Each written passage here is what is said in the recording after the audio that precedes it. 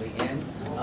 And just to say how excited I am and delighted to have such a power of intellectual and experiential capacity assembled here in the room. I think there's no doubt that in the aftermath of the financial crisis, we've seen a kind of structural adjustment program, right, in which so much of public wealth has been shifted into private hands, and communities have been asked to sort of bear the debts, right, that were otherwise unsustainable by those very supposedly public trusts. And I think there's really an opportunity to rethink what we would mean by a national endowment of the arts, seen from the perspective of communities, as really bearing the values that we would cherish and the kinds of debts that we could really sustain going forward. And I think that there's an opportunity here to gather that whole field, the knowledge that it produces and the insights, and think about ways we can move forward. So I want to turn it over to Marina Vega, whose wonderful leadership and organizing prowess has brought us here today. I'll turn it over to Ms. Lori who will make the introduction of the panelists.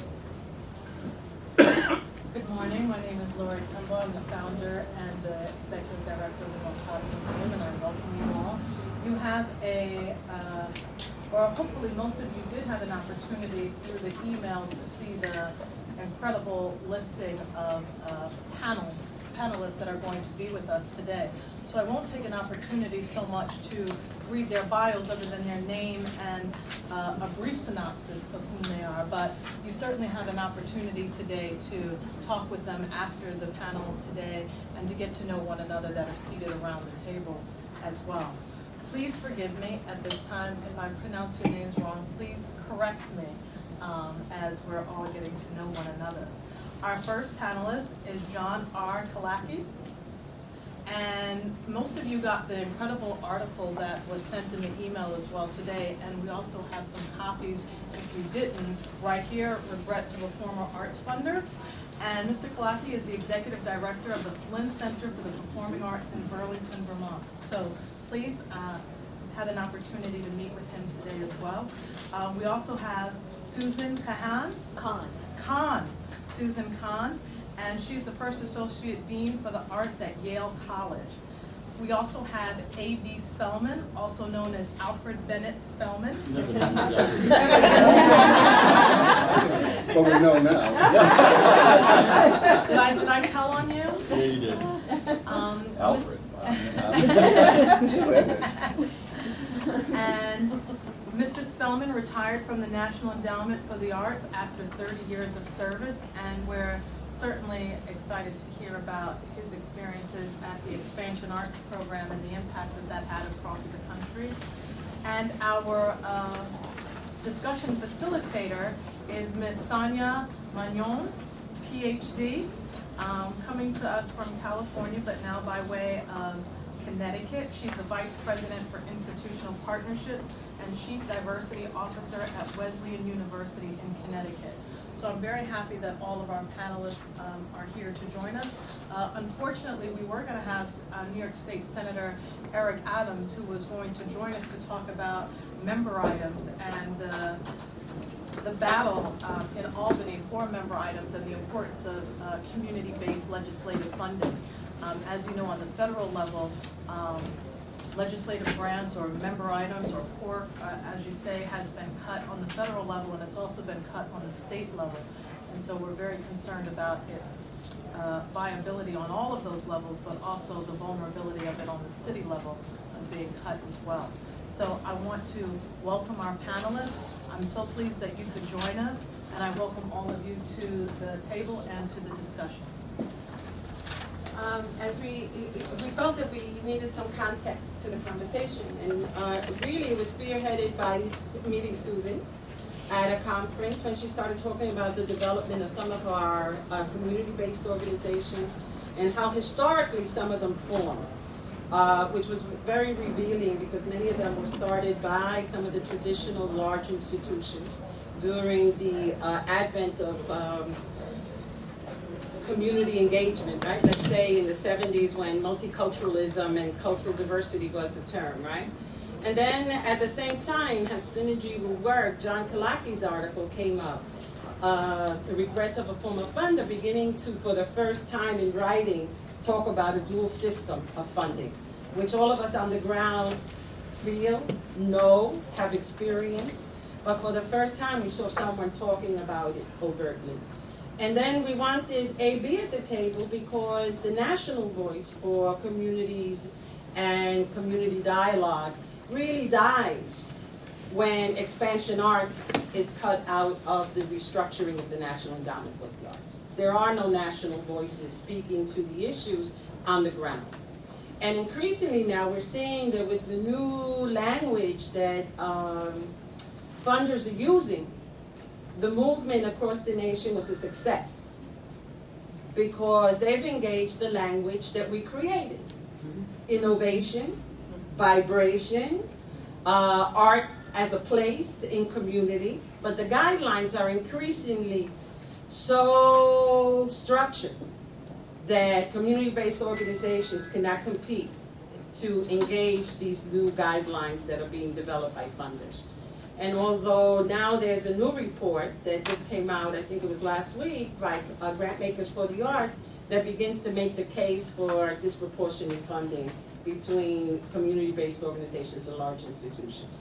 But I think that there's also another dialogue, and this is why we wanted a small group to enter into the dialogue, is that higher education is entering community service, community activism, community engagement, and what does that look like and what does that mean for the field that is hurting? So that we thought that by having people who have thought about it and people around the table, we can engage in a conversation in terms of what are the next steps and what are the next thoughts. So I turn it over to Sonia. Thank you. I'll stand up so everyone can see me over here. What we're going to do is have each of the panelists spend 10 minutes on areas that we have outlined initially, and then we'll open it up for a discussion. I think also to add to the contextual framework of why we're having this discussion is Martha and I are working on a report of about 14 cultural arts organizations around the country that were spawned and born out of the civil rights movement, have anywhere between a 30 to 45 year history in our country. And as we begin to examine sort of the economic ebbs and flows of how our organizations have been and are funded now, a lot of what you'll hear are sort of these external forces that have come into play in the lack of support for our organizations. The article that Martha just mentioned that just came out, Fusing Art, Culture, and Social Change, High Impact Strategies for Philanthropy. This is a 30-year discussion that has been going on. When I read this article, it's like, wow, we were having this discussion 30 years ago in California, in New York, in Philadelphia, in all of our urban cities where the arts have been under the cultural arts, our community arts that serve grassroots communities have been undervalued. And there's always been this fight for recognition. And when Randy speaks of a National Endowment for the Art, we have to be very careful because we have to quantify what we mean by that. Because we can develop a National Endowment for the Arts and then we'll see, the same major arts organizations that have these budgets of $5 million and above having access to those funds. And we've definitely been having the discussion about cultural equity and what does that mean for our communities and our organizations for the last 30 years. And so at this point, I think we're at a point in our history where we have Occupy Wall Street that's happening. And we can look at the same thing in terms of what's happening with our arts organizations. We have less than 10% of the organizations still receiving 90% of the funding in this area. And so, there are parallels what's going on in our country on all of these levels in terms of jobs and employment. And we have many different economic impact reports that show how viable the arts organizations are to developing communities, to nightlife, to economic survival of businesses. But yet and still, we're still getting sort of the tail end of the funding that's needed to support the organizations and ultimately supporting our communities and our youth. So I hope you keep these things in mind as you hear the panelists present today, and then really open up the discussion to how do we really move forward? How do we, let's talk solutions. I don't want us to focus on talking about the problems, because we all know what the problems are, and we're gonna hear, you know, some of those problems from different historical vantage points. But I think what I'd like for you to think about as we move forward are, how do we advocate for ourselves in a way where we don't get left out of the discussion of Occupy Wall Street, because that includes our communities, it includes our families, it includes those of us that do what we do in the communities that are most important to us. And so with that, I'd like to turn it over to John Clark. All right. Well, glad to be here. I feel like it's the 40th reunion of the cultural and racial equity wars. So we have been doing a lot of the same conversation, sadly. I, a year and a half ago, moved to Burlington, Vermont, but before that, for the last 14 years, I was in the Bay Area. I ran the Yerba Buena Center for the Arts for 7 years, and then I was a program officer for the Arts at the San Francisco Foundation. And as I was leaving, I wrote this article that Sonia and Martha mentioned, and because I was really quite perplexed that in the Bay Area, where there is no majority culture, that all of the culturally specific organizations were aground. There were very few thriving. And it's like, well, wait a minute, what is wrong in this picture? So I kind of thought about, from the San Francisco Foundation and my colleagues in the foundation world.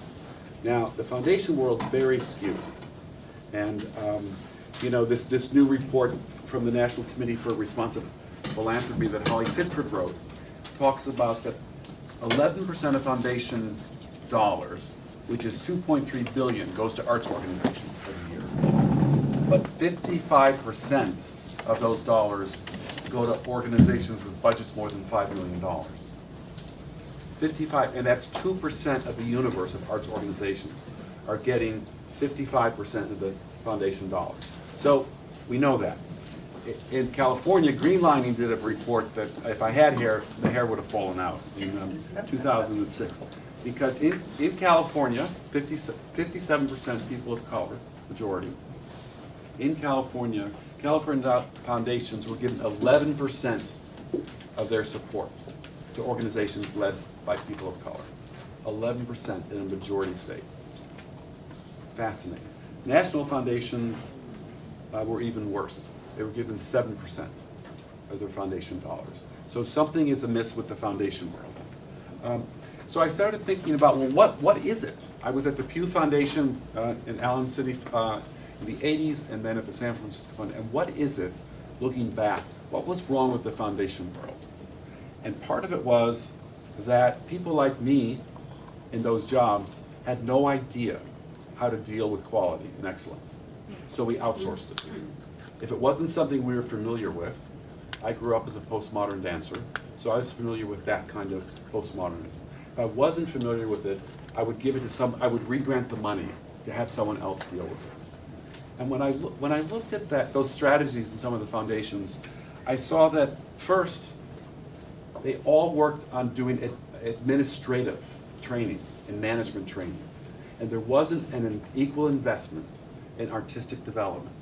So it further undercapitalized the artistry in a lot of these groups. And so the government stepped in, of course, and AB's going to talk about expansion arts in '71.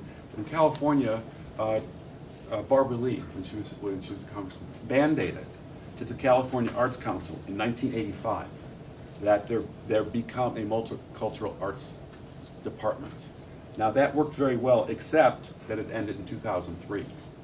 And in hindsight, when we look at those organizations in California, and I'm just going to speak about California because that's where I really have been most of my experience, the same thing happened, that they were over-dependent on management structures and training the leaders of the organizations to be better fundraisers, to be better strategic planners, and not supporting the art in these organizations at the same time. So, and interesting though, if you look at this report, the National Committee for Responsive Philanthropy just came out. Read this report, it's pretty interesting. But in the Bay Area, groups with budgets less than $250,000, 24% of their support is coming from government, local, regional, and national. Now that's because in the Bay Area, we have the Cultural Equity Program that was set up to redress some of these things. But what's interesting about that is that those organizations that were receiving that, both from the California Arts Council when it's vital, and from like the Cultural Equity Program, did not diversify their funding sources. So when the California Arts Council went down, these organizations went down because they were in fact over-dependent. There was no foundation dollars, too much government, okay? And also some of this, it was not tied into the marketplace, interestingly enough. And I think an organization that doesn't get traction in its own community, after a while, needs to kind of go away. No organization has to be forever. And so all this grant, all this management stuff, all this stuff that was happening was not tied to how you're doing with your box office, how you're doing with your tuition, how you're doing with your auxiliary income, and encouraging these organizations to build that out as well. So it became almost a welfare state mentality for some of these groups, which in hindsight really hampered everybody because the foundation said, fine, AB's taking care of it. I don't have to deal with it. It's good. And a whole separate track happened in our country, that these organizations in small communities of color were suddenly taken care of by the government, and the foundations walked away, decided they didn't have to do anything about it. Another thing is, I grew up in 1973. I moved to New York as a young dancer, and you know, it was an amazing time in the 70s. We had a lot of issues, and a lot of identity-based work was happening, and a lot of organizations were founded at that time. Well, if we look at some of these organizations, they haven't changed. But the whole world's changed. And if you think about small businesses in the 1970s, very few of them are still in business, doing the same thing. And so, in fact, an issue is our responsibility to support organizations, or is our responsibility to support artistic vitality in different communities? And what happened is the foundations were going, and all this was supporting the organizations and not the vitality. So I think that was and for instance, the Galleria de la Raza in San Francisco is an organization I love very much. They were founded as a Chicano aesthetic, Chicano activists in the 70s. The mission is no longer Chicano in San Francisco. So if it kept its Chicano thing, it would be out of touch with, in fact, the community it is seeking to serve. It's Ecuadorian now. So in fact, what Galleria had to do is to kind of open up and begin to have a different kind of aesthetic. They also realized, as did Moncla in San Jose, that they had to let the next generation in. That its founders so they had something called the Regeneration Project. And it brought in different voices. Suddenly it was different aesthetics, it was different politic, and it was a different identity politic. And so that was kind of challenging to some of these groups. But those that stayed where they were are in fact a little outdated now. And so I think the question is, well, you know, in the Fortune 500, none of those companies are still around. So I'm less interested in sustaining institutions as an artistic vitality in communities. Another thing is some of these groups did their job very well. The Asian American Theater Company in San Francisco mainstreamed a number of major artists. So when Philip Katanda is now at American Conservatory Theater, no longer at the Asian American Theater Company, what role does that company have? When Naomi Izuka's at Berkeley Rep, or Marcus Gardner's at Arena Stage, or Louis Alfaro's at Magic Theater, Ping Chong, or in Shakes, Culture Clash at Mark Taper, it's interesting, those artists, and we could all name artists, were nurtured in a grassroots organizations, and now they've mainstreamed, and so what are these grassroots organizations, are they still around? And to me, it's less about the organizations, but we have to make sure that 20 years from now, one more minute? Okay, thank you. Okay, the other thing 20 years from now. What? 20 years from now. That's where you're going. That we have to make sure artists from these different communities have been nurtured, supported, developed, and bridged. okay? And the other thing the article talked about is that philanthropy gets really caught up, and I really said, it's really time to have this false divide of professional, amateur, high, low, esoteric, popular, contemporary, traditional, just drop it, all those things.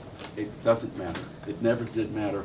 To philanthropy, it mattered a great deal, but it was kind of a Eurocentric framework that it mattered. One thing that I want to talk about is the East Bay Community Foundation and the San Francisco Foundation. When we saw how underdeveloped some of the smaller groups were in terms of diversifying their funding, we started something called the Fund for Artists. And it was for small grassroots organizations, and when you're talking about Richmond and Oakland, those are many organizations based in communities of color, run by people of color, culturally specific groups. We started something where the groups could apply for up to $10,000 to commission new work, but they had to raise the $10,000 in 90 days from individuals.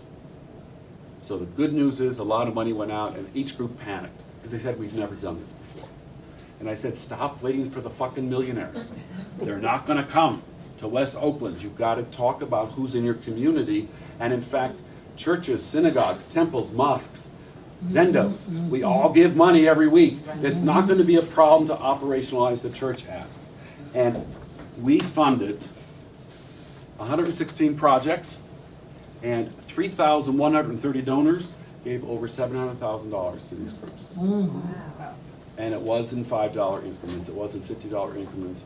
And these groups literally many of them had never asked their communities for support before because they felt like the ticket was enough. And I said, we're offering a transformational experience. Ask where we are, start there, and we build out from there. Okay. How much money? There was 3,130 donors.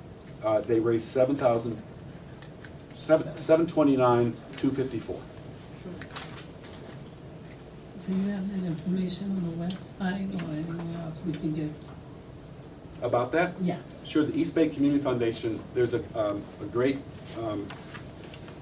survey done about that. It's called It's Not About You. Mm-hmm. Wait, no, it's not about us, it's about them.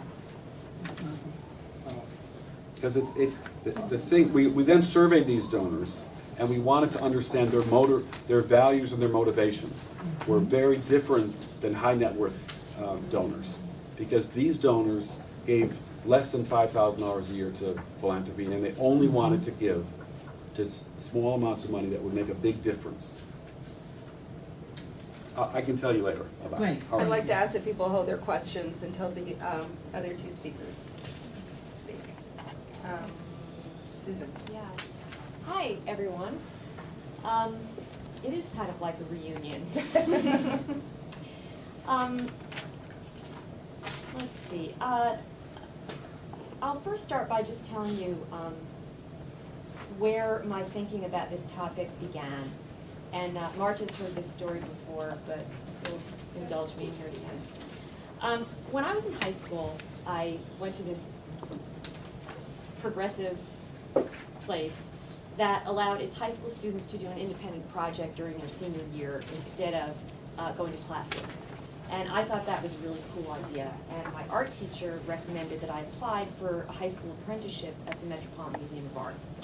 And I did, and I was accepted, and I was placed in the Community Programs Department. Do any of you remember the Community Programs Department? Hey, Herbert Scott Gibson, and my job was to Windex and clean the plexiglass vitrines in the student cafeteria, the children's cafeteria, in that 79th Street entrance, 81st Street entrance, the 81st Street. So I would Windex the vitrines, and there would always be work from a senior citizens group or a school. And this was in 1978, and about 2 months after I got there, I was informed that the department that I was working in was going to be eliminated. And they then had to find something else for me to do. I was really lucky because an artist named Randy Williams, who some of you may know, happened to be working there at the time, and he took me under his wing in high school programs. But what I didn't realize at the time, and which, because I was like 16 years old, is that the disbanding of the Community Programs Department was one of the first things that Philippe de Montebello did when he was appointed director of the museum, succeeding Thomas Hoving, who had created the Community Programs Department. Now, the Community Programs Department, which I did not know at the time, but which I do now because I wrote my dissertation on the Harlem on My Mind exhibition, was created in the aftermath of Harlem on My Mind, which was, for those of you who don't know, it was a very controversial show in which the Met presented a photo history of the Harlem neighborhood, and it was intended to be a collaborative project with artists and cultural practitioners from Harlem, but it had one major oversight, which is that it didn't include any black artists. It was a photo documentation show, and it was a sort of a sociology show. So later in my career, I was working at the New Museum of Contemporary Art, and the New Museum was really trying to enter into collaborative relationships with some of the culturally specific organizations. And in fact, some of you may remember the Decade Show that was done in 1990, in which the New Museum collaborated with the Studio Museum in Harlem, MOCHA, which is the Museum of Contemporary Hispanic Art, which existed at the time and no longer does, and oh my gosh, I can't remember the third institution. Oh, this is terrible. Was it Gino Rodriguez's? No. Oh, man. Just keep going. Yeah, shoot. Okay. So anyway, we did that exhibition, and I began to really learn about the prehistory of that moment that I was in, which was a sort of early moment in my career. I began to learn that the territory that the Decade Show was plowing really had been plowed by many others before us. And I became very interested in trying to learn the history that led up to where people in my profession at that time of my age were at. And some of you may recall that there was actually a group of women of different backgrounds who got together in something called the Fantastic Coalition of Women in the Arts. And I began to learn from some of my elders about the history of what had gone on in the 60s and the 70s and the 80s. So I ended up doing a lot of research to look at that moment, and I'm currently working on a book that looks at the years roughly 1968 to 1972, but spreads a little bit earlier and a little bit later, looking at the models that were developed during that time, specifically by mainstream museums, to address the new demands of artists for inclusion. And the thesis of the book and the conclusion that I came to is that the attempts at integration or the gestures toward integration of mainstream museums during that time were very often really forms of segregation in the guise of integration. And probably the most striking example of that was the Black Art Show, which when people started doing black art shows, which of course had dated all the way back to the 1930s with the Harman Foundation, but when like the Harlem Cultural Council did a black art show in 1966, organized by Romare Bearden, it was in fact a groundbreaking event. But when mainstream museums started to do, one black show after another, you're smiling. You look like you remember that. You remember all that. So it became a little bit of a formula, and it became a sort of easy way out, and it became a way in which the museums didn't necessarily have to modify the narratives of art history that their museums had already written through their previous exhibitions and publications and collections. It became a way in which curators didn't necessarily, because very often these shows were organized by in-house curators who didn't really know very much about work by artists of color. They could just do a big survey show, and they didn't really have to think of any ideas, and they didn't have to really think about the meaning of the artwork. They could just corral a whole bunch of artists and feel like they were, fulfilling their the expectation that they address these new demands. And so the strategies that were used by mainstream museums are really strategies of both accommodating the new demands, but also managing the inclusion of artists of color and really keeping it quite contained.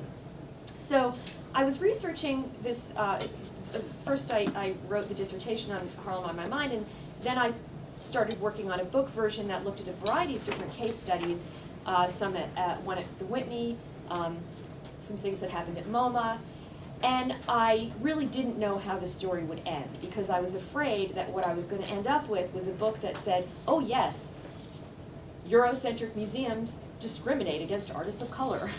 And that wouldn't have been a very interesting conclusion. And for a while, I just kept digging and digging and digging and digging. I talked with many people who Marta had worked with, associated with El Museo del Barrio, learned about the borough museums that had been started. Bill Aguado, I'm sure remembers this, the borough museums that had been started by the museum, the Metropolitan Museum of Art in the early 70s. And I came to the conclusion that it was actually the establishment of culturally specific museums and community-based museums that represented the culmination of the mainstream museum's involvement with work by artists of color, and this strategy of integrating or keeping those artists segregated in the guise of integration, you know, first containing them in small-scale projects or group exhibitions, eventually evolved into a situation where the resources were no longer being spent on doing projects within the museums. Museums were actually giving resources for communities to start museums in their own neighborhoods. And at the time, that synced up with a philosophy of self-determination that made sense. We're talking about the years of 69 through 73. Those were really the sort of main years when this dynamic was happening. And at the time, it seemed like it made sense, but retrospectively, and when you go back and you read about the kind of language that was used to describe this, it seems as if there was a kind of expedience to this, which created the art system, the different nodes of the art system that we still have today. But, as Marta and Sonia and I were talking about when we met in preparation for this, one of the big differences is that those institutions were dependent upon the good graces of the mainstream museums. And when those mainstream museums decided that they were no longer interested in supporting the borough museums or El Museo or their community outreach education programs or their community programs department, not to say that that was a model of, you know, what should have been done at the time anyway, but still, even so, it was a gesture. When those museums decided that they didn't want to fund those projects anymore, those projects really suffered. Now that combines with the philosophy of value that characterized some of the small museums that grew up at that time. They didn't have high value collections. They didn't have assets. In many cases, their philosophies had to do with education and had to do with a kind of cultural value that wasn't necessarily being validated in the marketplace. And even now, I mean, I follow the art market quite closely because I find it quite fascinating that even now, when we have so many artists who actually are getting one-person exhibitions in big museums. Glenn Ligon had a big one-person exhibition at the Whitney Museum this year. Even they are undervalued in relation to Caucasian artists. So that is what my work focuses on, and that is by way of introduction. I will defer my last 2 minutes to AB, and I'm happy to talk with you more as the discussion continues. You know, if I could just jump in before that. I'm interested in you tracking foundation dollars, because it seems to me that the foundations probably were willing to give to the Metropolitan Museum and not give, but they then checked off their minority thing. And so that's part of the bifurcation that happened even back in this area talking about. Because the artists at these museums were actually wanting to exhibit were already, they have a very vibrant history in community organizations that existed. But if the foundation's refusing to support them, and it further entrenched the separation when they gave the money to the big institutions to, in a very parental way, or paternalistic way, think that this would be, they would be better to help them set up an organization. Actually, it wasn't just the foundations, it was also, I don't know how widespread this was, but I do know that NISCA funneled money through the Met and through MoMA to support the creation of Tom Lloyd's storefront museum in Jamaica, Queens. They would not, maybe he didn't have 501c3 status, although I'm sure he could have gotten it, but for reasons that I will now look into, NISCA funneled the money through the Met and MoMA. And then when the big institutions walked away, the foundations were never there to begin with. I'm up. All right.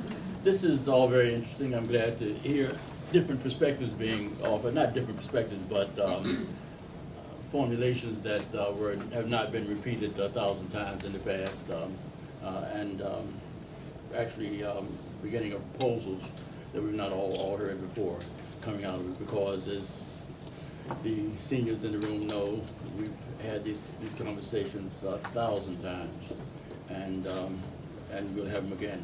I'm glad we're not arguing about nomenclature here. That happens a lot at conferences, and I leave the room often when that does occur. A few observations. First of all, I was asked to do some talking about the history of the Expansion Arts Program and its role. Looking back before Expansion Arts to my years, I spent my 20s around here, and I was here when I got here in the late 50s. Really, there were very few nonprofit organizations around. The arts were not in nonprofit organizations. The art was something that artists got together and did, and then went away and made their work, and they came back together and did it again. Merce Cunningham could not have qualified for a grant from the National Endowment for the Arts in 1960. He wouldn't have been able to give you the same kind of books, that would not have had the same kind of structure, he wouldn't have had what was required of arts organizations to do that.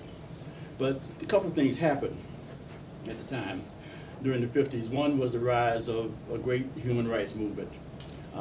It was bigger than civil rights. It was a massive movement to trying to assault the different constraints that that mainstream society, awful euphemism, had imposed upon people of color, poor people, over the years. This movement, or these movements, occurred in communities of all kinds. There was a black arts movement. Well, I mean, there was a movement in the African American community and various Hispanic communities, and Native American communities, rural communities, and so forth. There was a power there. It was a great force. This force ranged from riots in the cities to marches all over the country, to sit-ins, demonstrations of various kinds, which tried to directly challenge power and force power to behave. Power really won't behave for long. So we should just accept that as a principle. Around this time, philanthropy recognized that in order to pacify and mollify this movement, some at least symbolic acts had to be made so that these people would feel that they were not so forcefully sat upon. One was getting rid of the signs in the South. Really a big thing. I grew up under those signs, and it was really an oppressive thing to be told what toilets you could go to, and where you had to sit and all those things, and where you could eat and so forth. But you got rid of the signs, and that was a great symbolic act, not to be minimized, but still not a fundamental change in power. A second was that philanthropy expanded its purview. So this occurred in several ways. One, the rise of public philanthropy.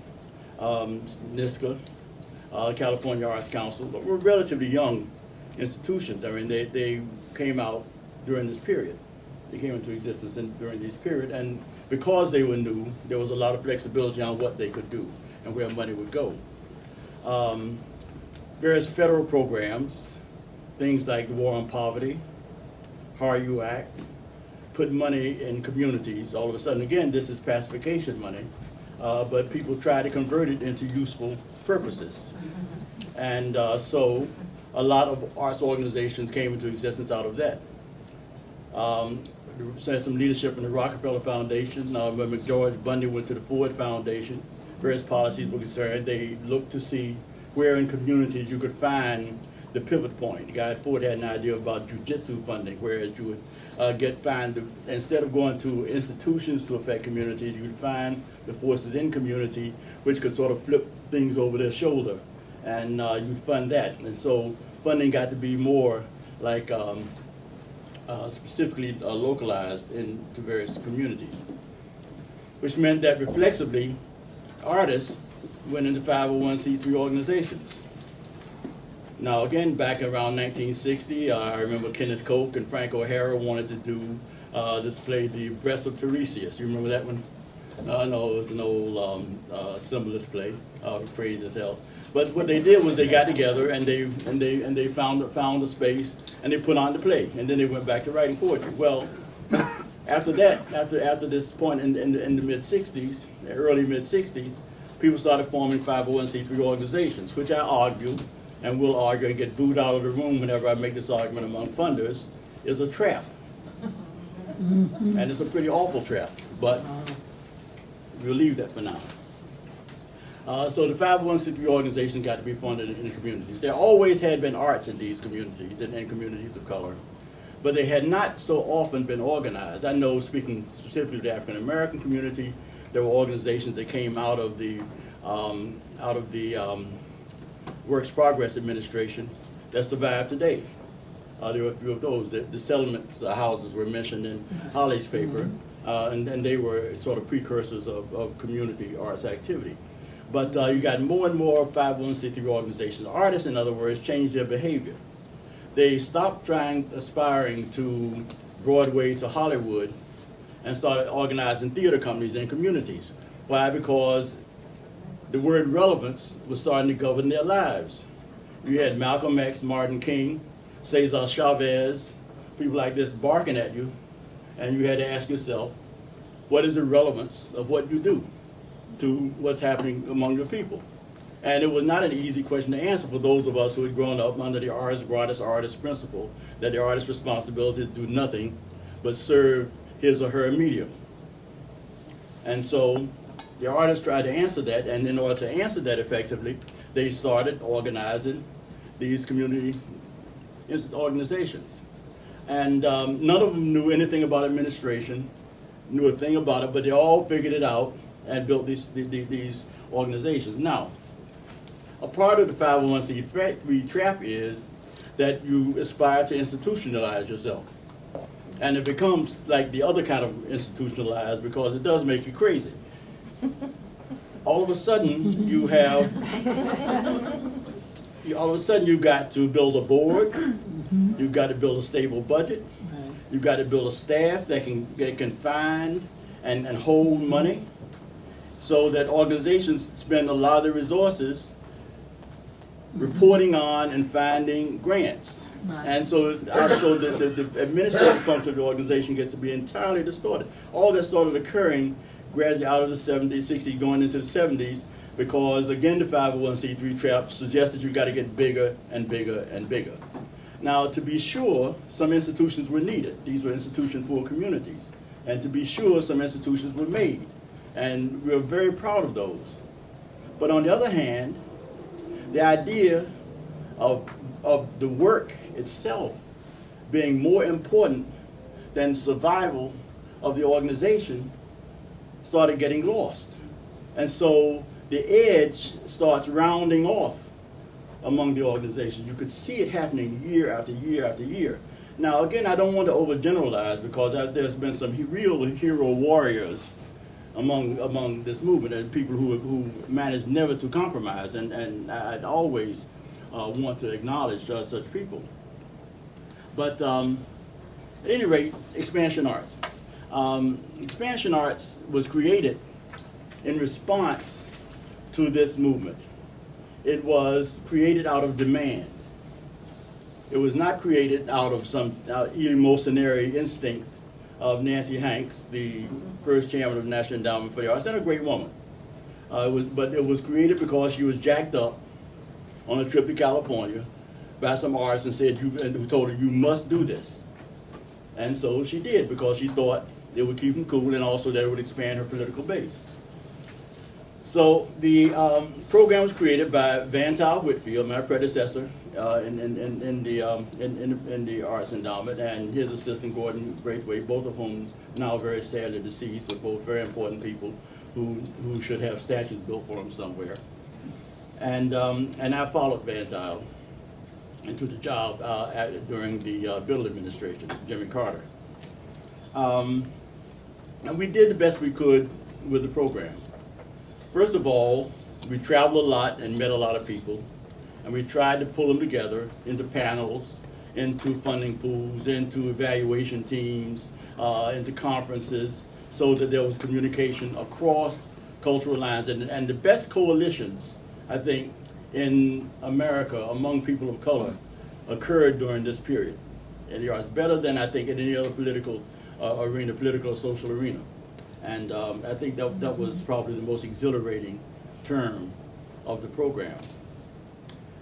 However, what happened next? Well, after Ronald Reagan, we saw the right begin to rise and become much more powerful. And we still see the right on the rise today.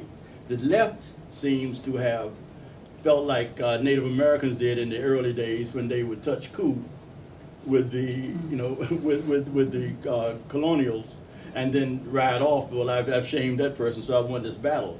But the fact is, you never actually win a battle. I mean, I never thought that we'd be worrying about voting rights today, because we thought we had won that and it was going to sleep. You never win any of them. They all come back, and the right never rests. I really have to admire them for that. They are really persistent. They know what they want, and they keep going for it, and they keep going for it. While on the other side, we often get sort of satisfied and bask in what we've accomplished. Well, okay. So this 55% of funding going to 2% of the organizations, as Holly pointed out, is almost identical with the distribution of wealth in America today. Mm-hmm.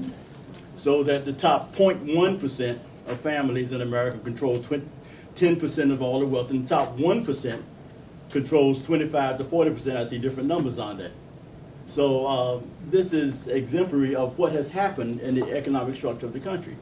The rise of the right, as manifest during the Clinton administration, led to the end of the Expansion Arts program. Not that the right said you got to get rid of Expansion Arts. There always had been a stream in the National Council on the Arts and the Arts Establishment that this was not a program that deserved to be the Arts Endowment. It was really social work in order to be in Health and Human Services, and it should not be dirtying the fine arts by being in the roster. However, we were able to hold that off through all kinds of weird arguments, which I won't offer to you now.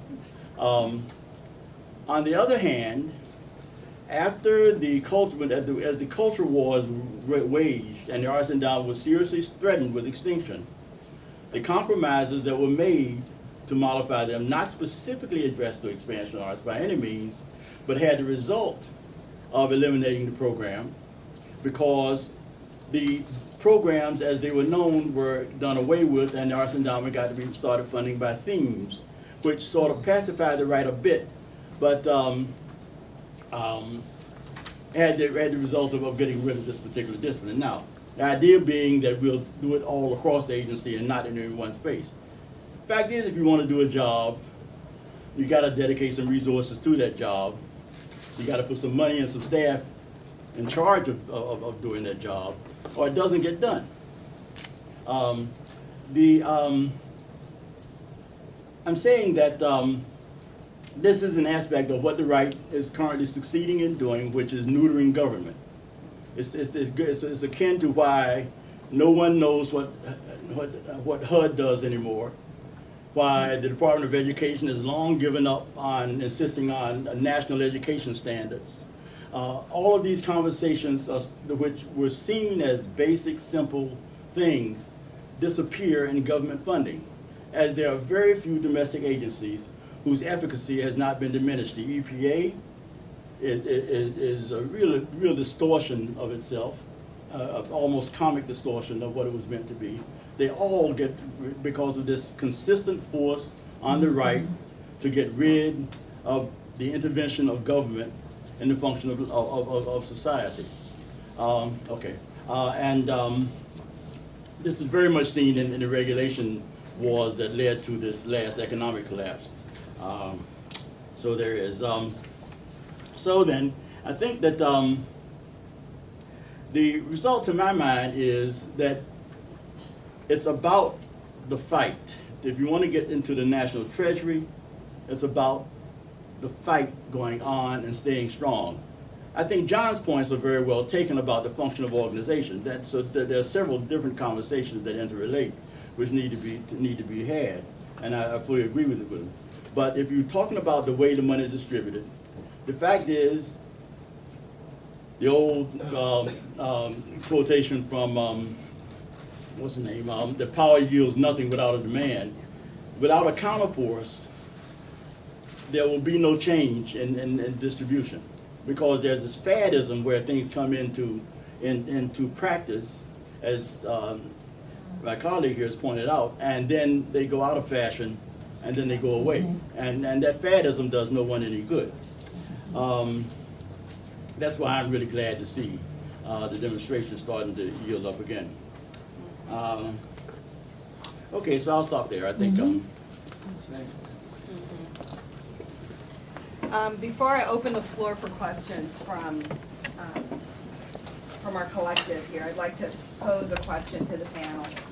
In terms of, we have a very well presented history from AB that brings into this discourse, you know, sort of the economic climate, the social climate, the political climate of our communities, and how for many of our communities, not only in the arts, but we're focusing on the arts here, have been led into sort of submission through dollars. From John Placky's point of view, in terms of looking at foundations and foundations really having this hands off, and we're going to let government deal with it, and really not prioritize it within our organizations and at the board levels, and maybe let a couple of people in at the upper management level that can interact with boards of directors and helping them, and some of them are family foundations or whatnot, and helping them set priorities in terms of funding. And from Susan's perspective, in terms of who gets to get in the door, and how are you supported once you're in the door, and for what amount of time. And then again, it goes back to what AB was talking about, sort of that wave of opportunity when we are seen as the flavor of the month. Then we get the resources focused on our communities and our artists, but then that kind of dissipates. And there has been a constant political move, as AB says, from the right to sort of keep us at bay. So my question to the panel is, in looking at the current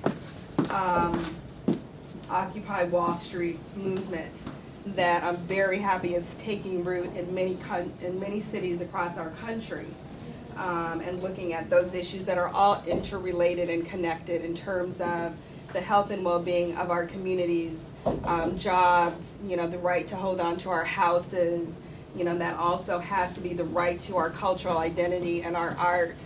How do we connect with that as artists and organizations to make sure that we're not left out of the equation? And then what could that equation possibly look like? I'll start with John.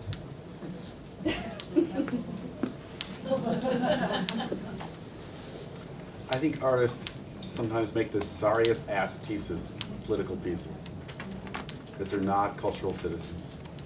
They're not citizens in their neighborhoods, they're not on their school boards, they're off in their studios, and they make a piece about the environment, and it's like, what the fuck is this? You know, it's like, what is this?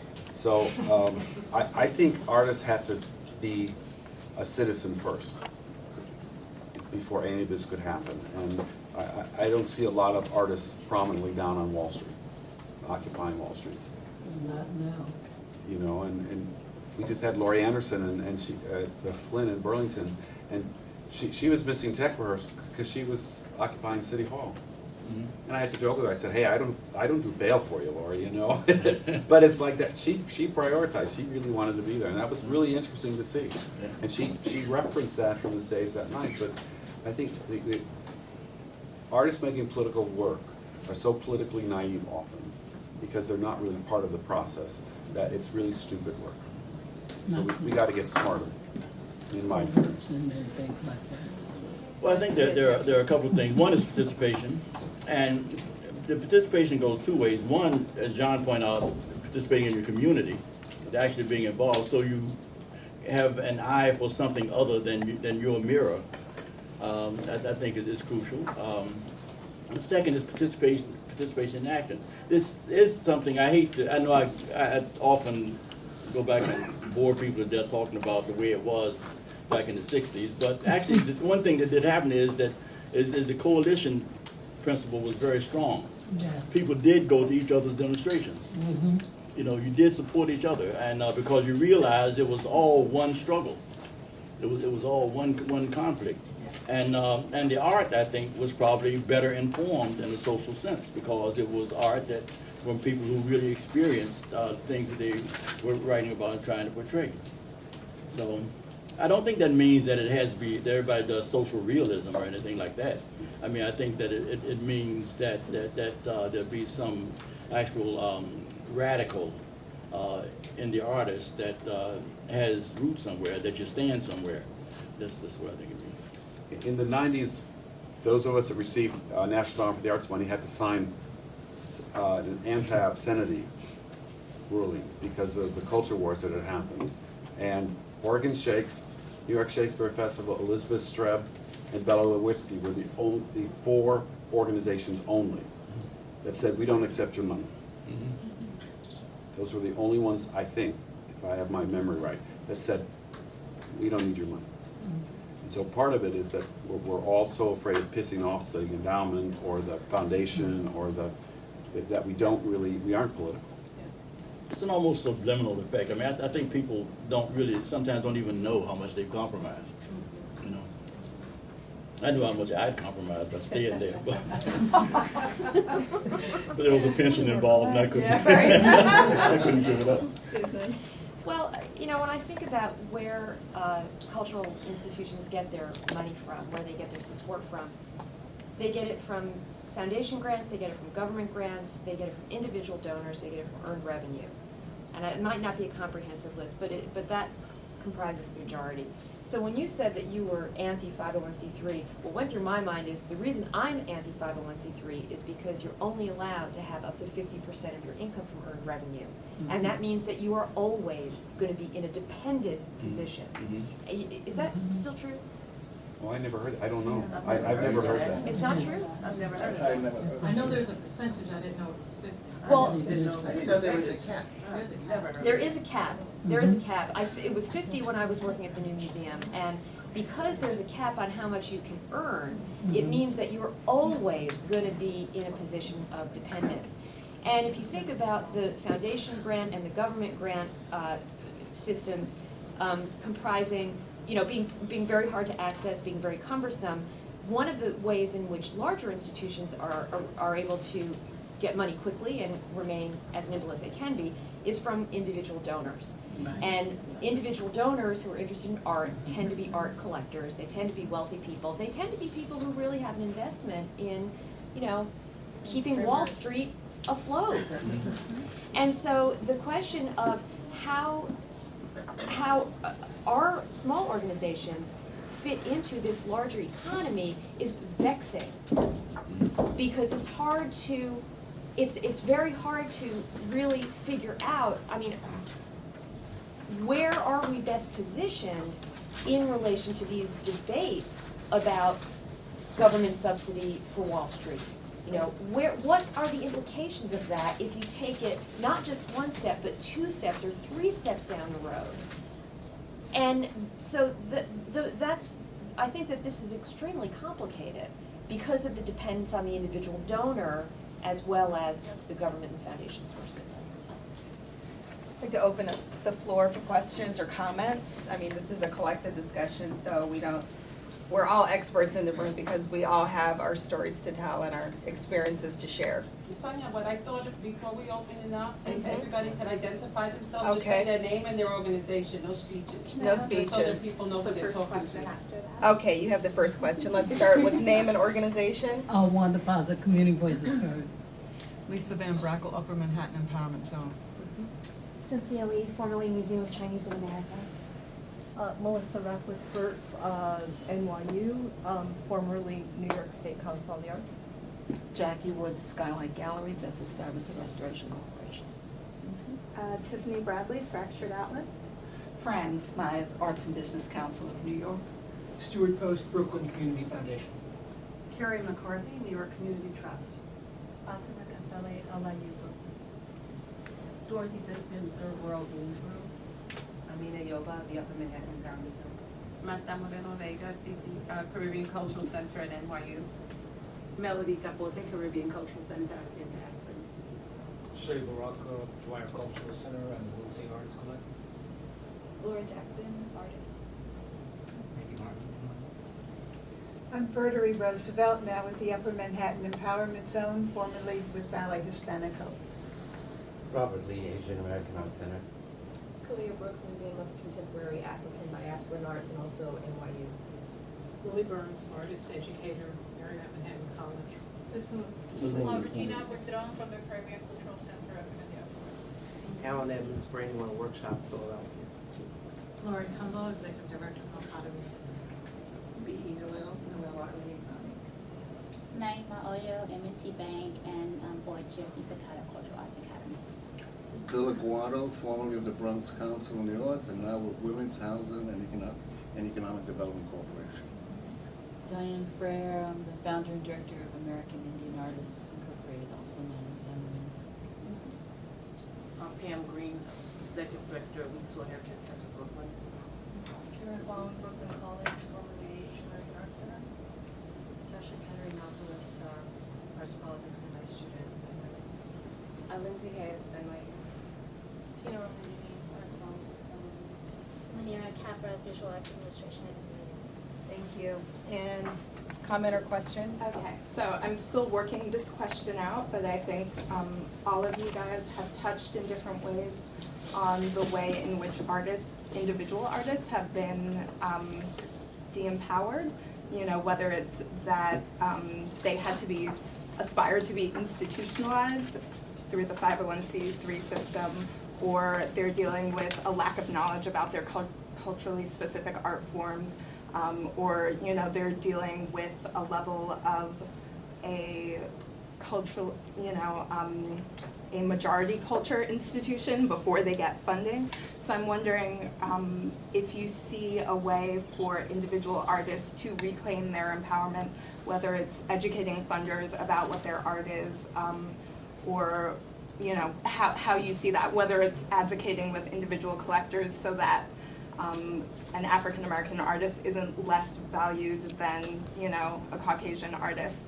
And I ask this because Fractured Atlas deals very much with independent artists, and we are fiscal sponsors. We're the largest fiscal sponsor in the country. So, you know, we're always looking at the 501c3 model and how individual artists can succeed without getting tangled in that web.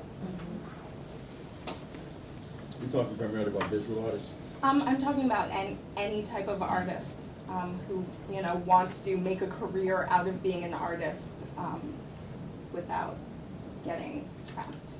And I don't want to limit their responses to just the panel. I mean, please, this is a roundtable discussion. So, Bill. Yeah, one of my priorities in the past and still to this day is to support the independent artists. And I enjoyed what AB said about the 501c3 and how much of the funding goes directly to the 501c3, how very little of the funding comes down to that independent artist. And we're looking at depriving the creators and the voices and the passions of our community by not supporting independent artists with funds from foundations or the federal government or anyone. I know about the 501c3, and I really don't give a shit about the 501c3. The issue is, by not supporting the independent artists, we are in a situation where the independent artist lacks a voice. Each independent artist is a vote. A nonprofit organization is not a vote.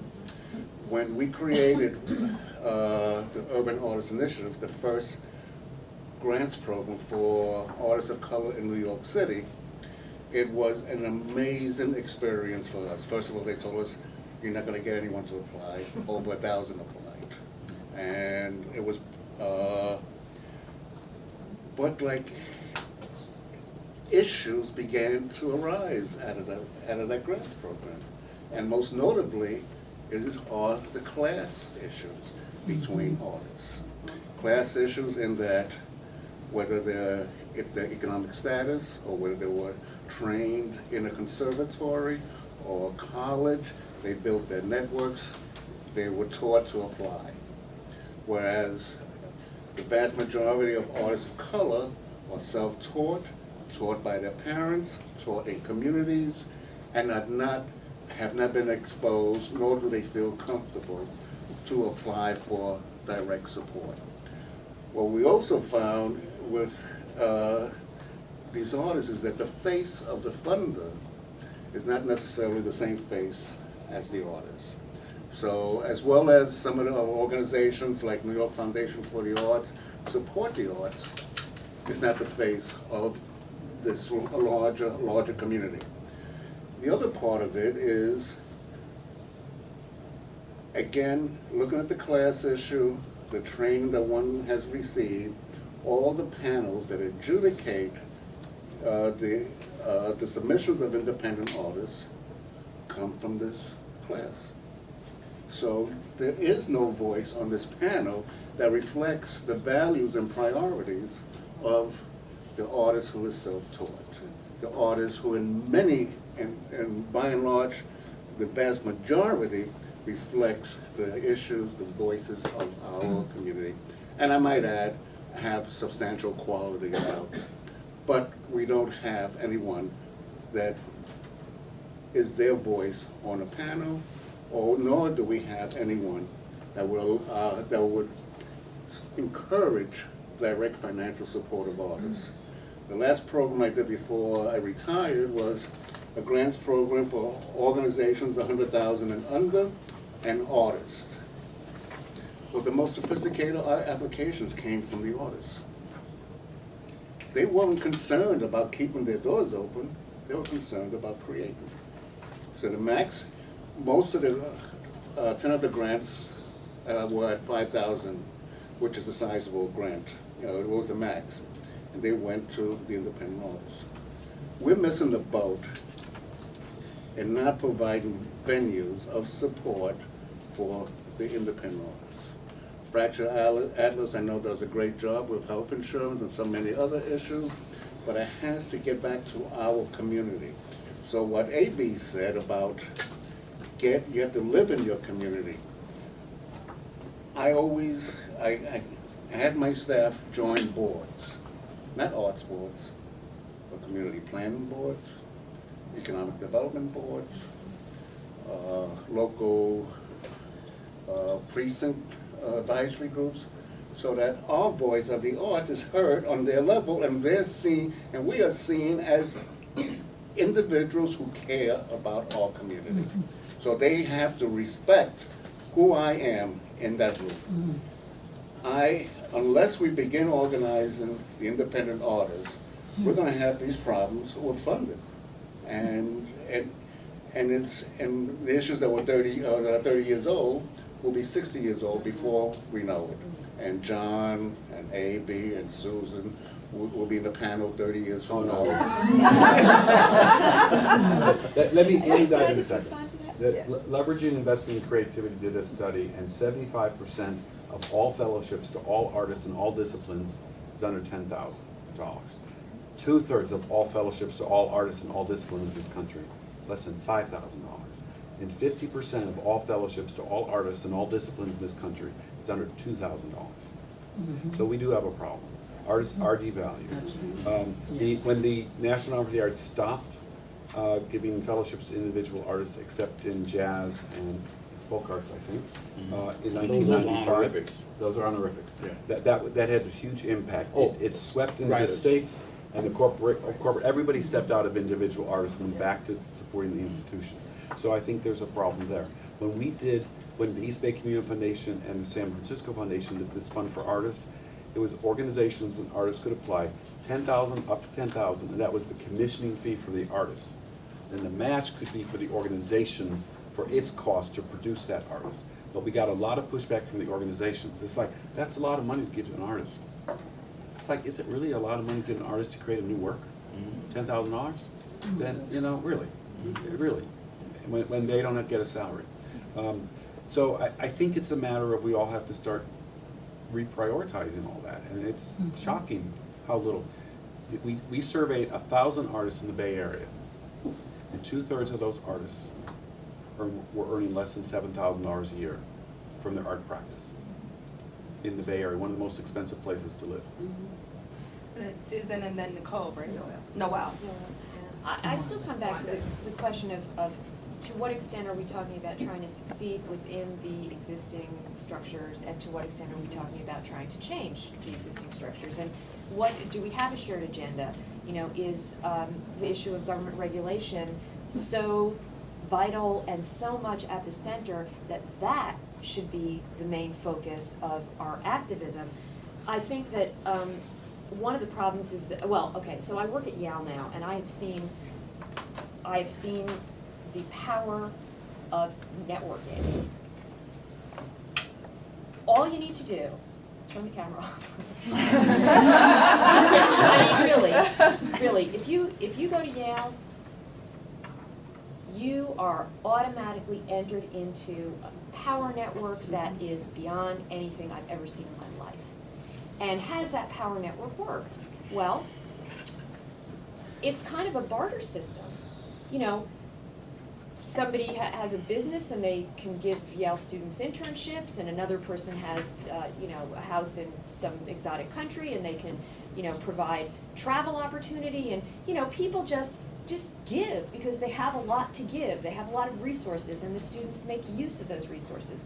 Well, everyone has a lot to give, you know, but not everyone. I mean, everyone, I'm amazed to hear of the range of institutions that you all come from. I mean, this is, talk about a power situation. I mean, this room is a powerhouse right now. And to be able to maybe distill down some issues that we all feel are really important, and then to share what we all have to offer, creates a kind of power that really, I think, can make a significant difference. And I think that to tie that into the question of historically marginalized communities, one of the things that we're coming out of is an earlier period in which cultural specificity really kind of divided communities, and created, you know, separate organizational structures that did, in some sense, compete with each other. So I think that that moment, for a whole variety of reasons, you know, we've passed into a different era, and I think that the idea of, and I mean, we hear this at every conference, and I don't mean to just say, you know, something that's a true platitude, but really the power of networking is can be very, very strong, and what you guys have started could be a foundation to create an alternative system that can support artists in a different way. But I also have to say, though, the power of networking for the elite in this country is what we're talking about, Occupy Wall Street. And so I work at Wesleyan, and I know what those connections are. Those students are hooked up as soon as they graduate, but that represents a very small percentage. They're feeding into that 1% that we're currently talking about on Occupy Wall Street.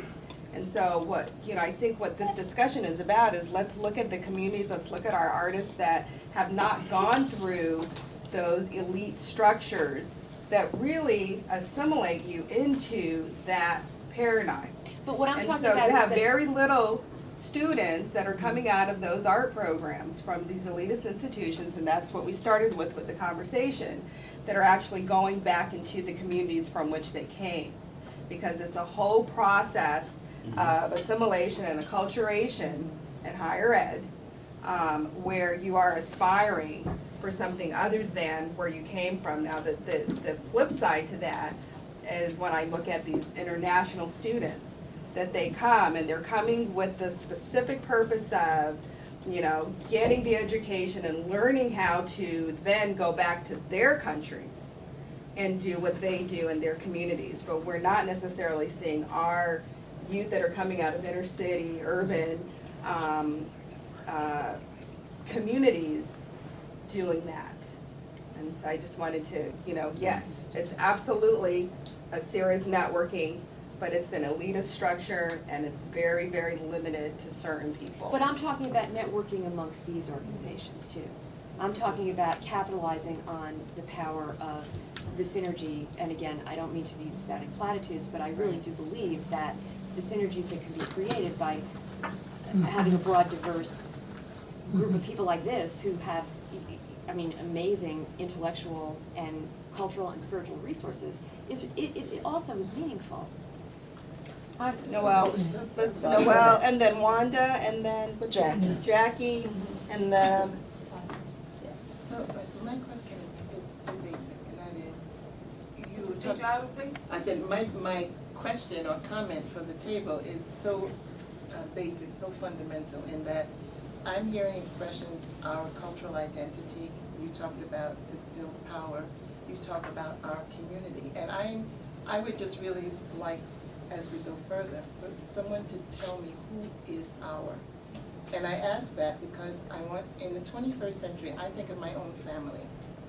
Our table is Japanese, British, African American, Latin American. Our family table is extremely diverse. My young nieces, nephews in college, their roommates, dear friends, all international. When they speak, they're talking in very global concepts. They've traveled, no matter what the subject is, you can talk about a potato. They can tell you about how potatoes are eaten from, Ghana to Tokyo. So I think it's so important for us to realize that, we're in the burgeoning 21st century. And these students are thinking on a very global level. The artists that I have the pleasure of working with are artists who are showing around the world. They come out of school thinking about how to get into Berlin, how to get into Dubai. They're not necessarily trying to get $1,000 to do something just around the block. Nor do I think we should be limiting them to thinking about $1,000 to do something around the block.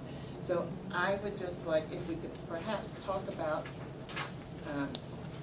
what is the criteria for our,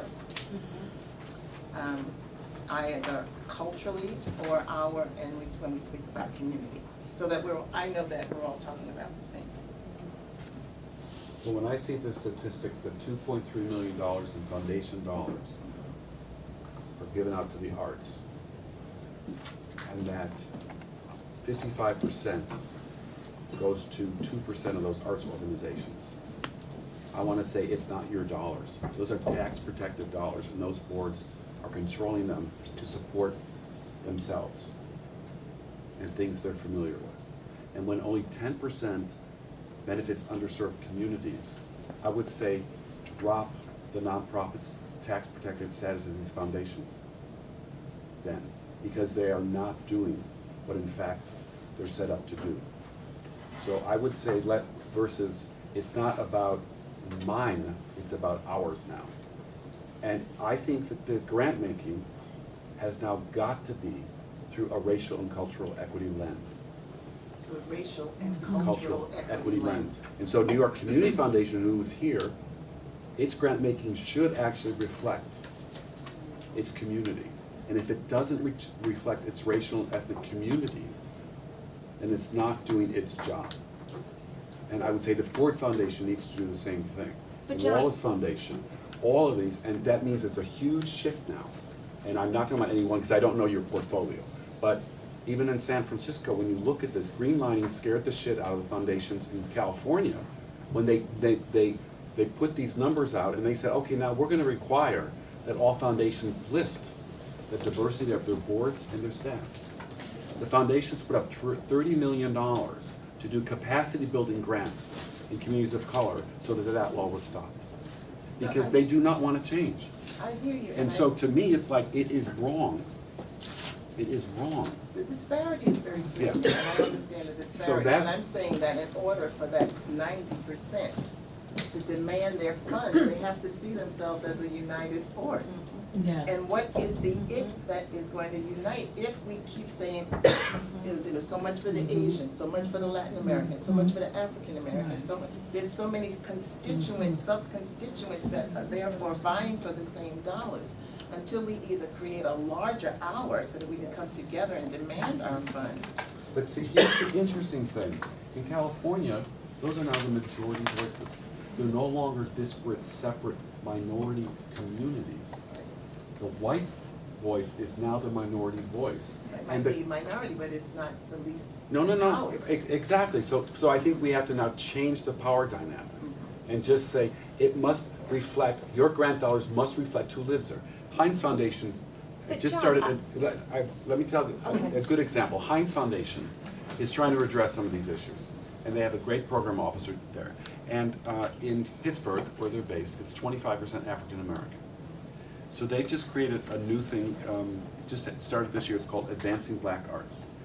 But it's a 4-tiered program, and organizations get all 4 tiers. It's not just capacity building. So it is about operating support, you get fellowships, you get project grants, and they're also doing a field building thing to increase visibility of the black artists in Pittsburgh, because they realize that a lot of the community is not aware of who these artists are and the assets that are in their own community. So I thought that was like a multi-tiered program that seemed to make a lot of sense to me. What they're doing. So I'm gonna let Susan respond, and I ask a question of John, and then we're gonna go to Wanda. Thank you.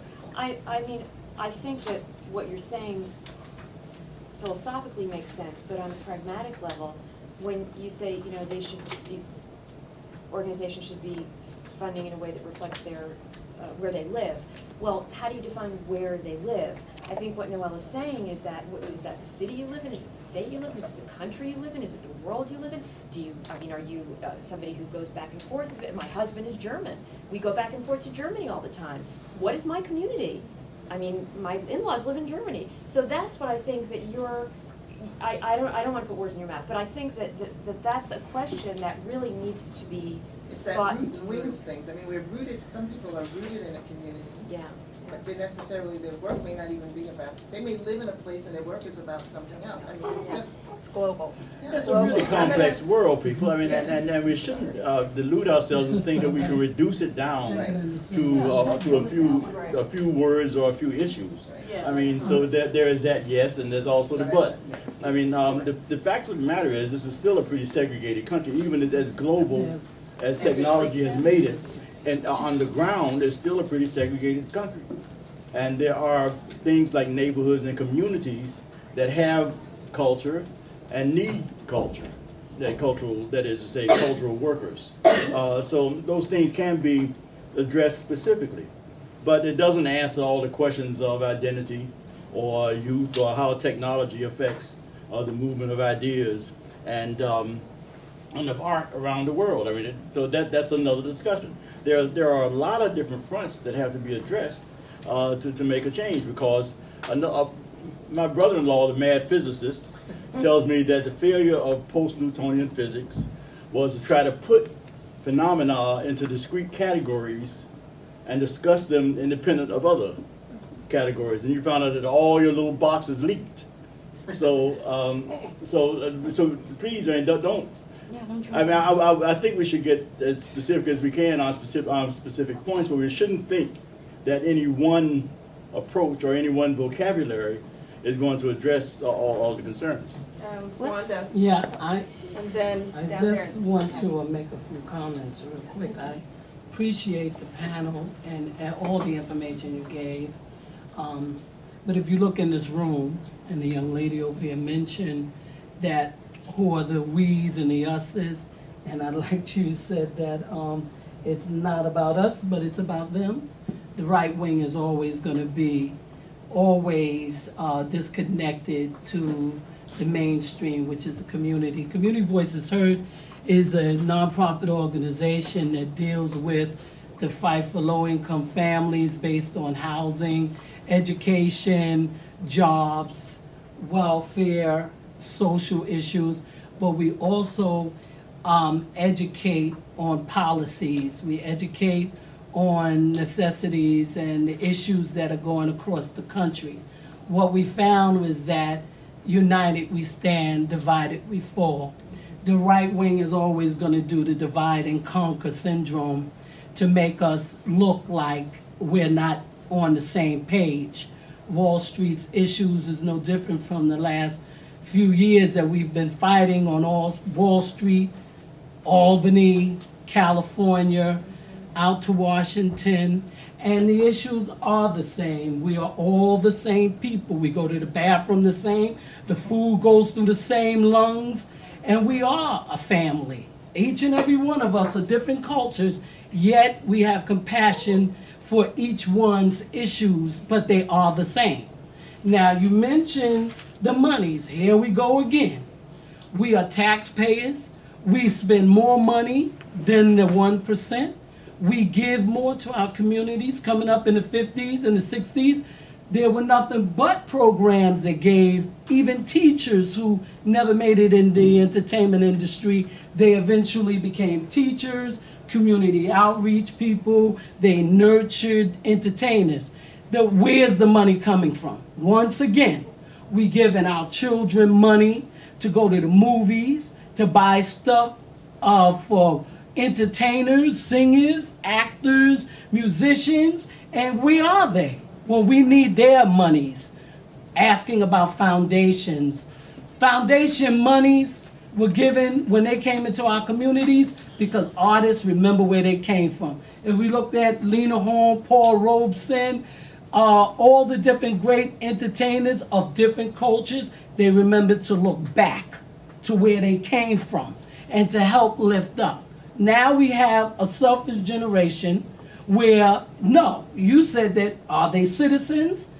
They're lost in the source because they're not educated on what is valuable, the issues, the suffering of young people who, when we took bad kids off the street in the Board of Education in the 70s and the 80s and put them on stage, they released an amazing amount of energy. They were lost in the communities, maybe not wanting to deal with family issues, but put them on stage. And they didn't play hooky. The arts were great. They took kids out of jails and put them in theater programs, and the artists are not educated about how valuable they are. Artists are seen as, oh, they're just entertainers. We'll see them on TV, radio, music, get our iPods and all of that, and then they have no connection to us. And so we need to educate the public on how important the arts are. I mean, your next door neighbors, teachers in the schools who are now doing math instead of teaching the art in which they had gone to school for. So a lot of the issues, we are all on the same page.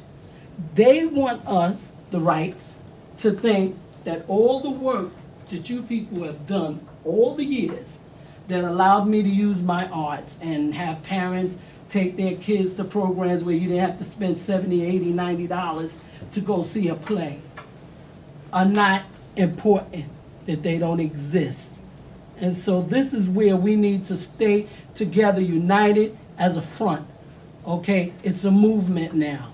We need to stay strong and stay on the same page and let them know we won't give up and we will not stop fighting for what is necessary to help our young people make it in this society. We have, and then the end of the table.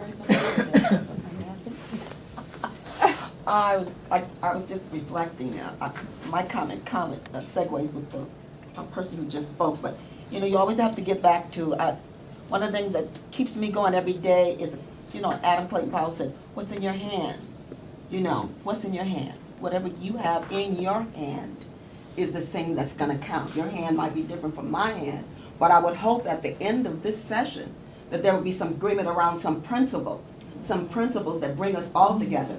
And I think the cultural inequity and the racial discrimination, whether your table is filled with the universe, we can agree on. And so there should be some principles that, I don't come out too often. I got enough work to do and I don't have too many breaths left.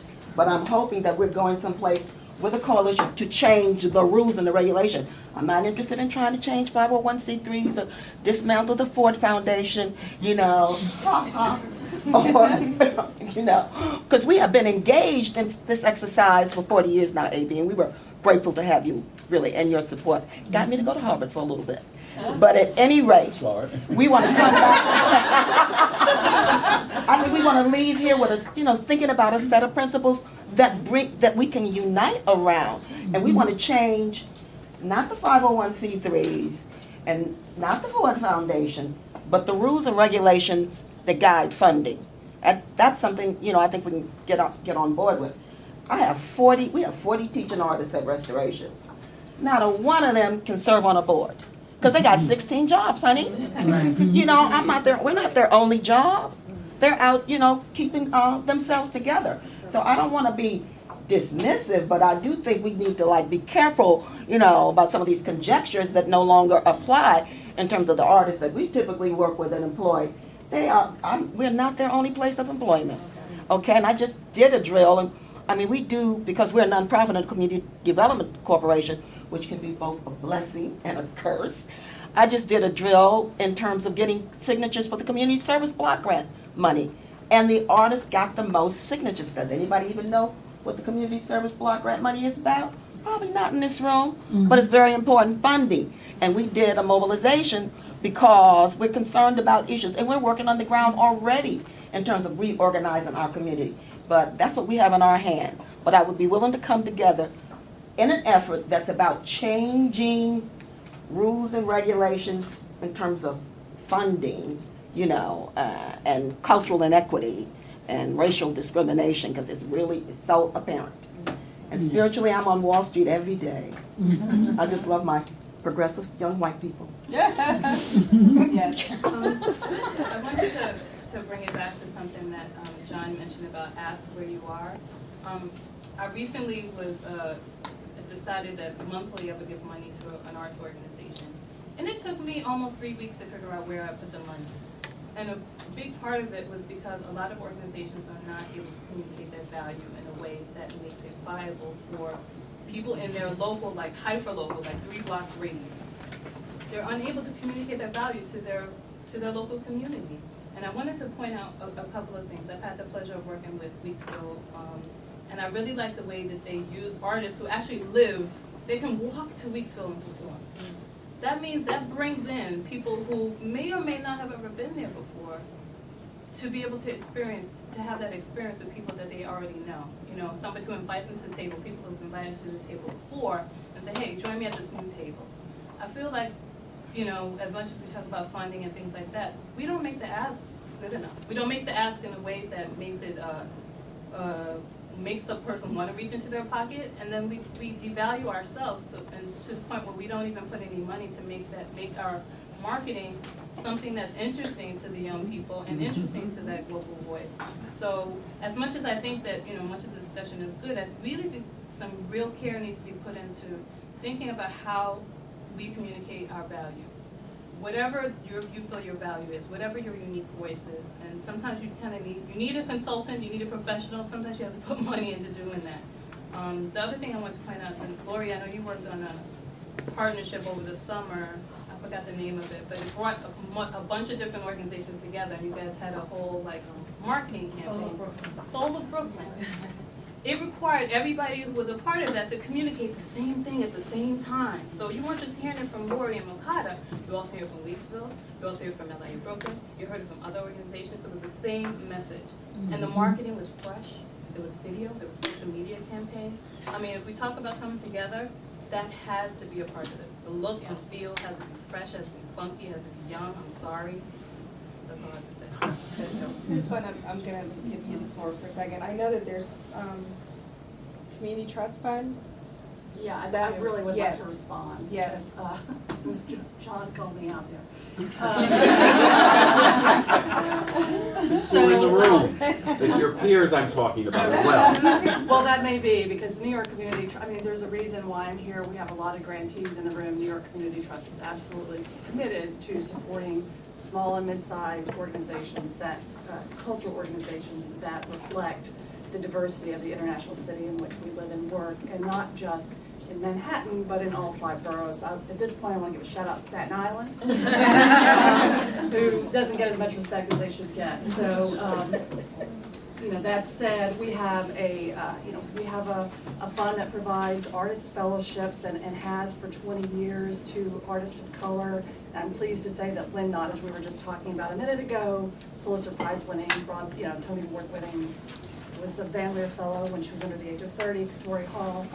We gave her a fellowship 5 years ago. She's opened play on Broadway last week. So we are totally committed to that, and we actually do monitor every grant we give in terms of the board and staff and the population served in terms of the demographic profile of that population.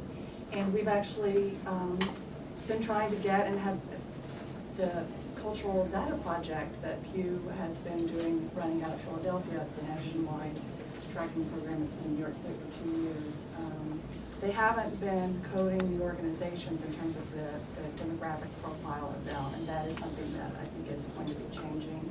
So that's just yet another way we can follow the money and track the organization. So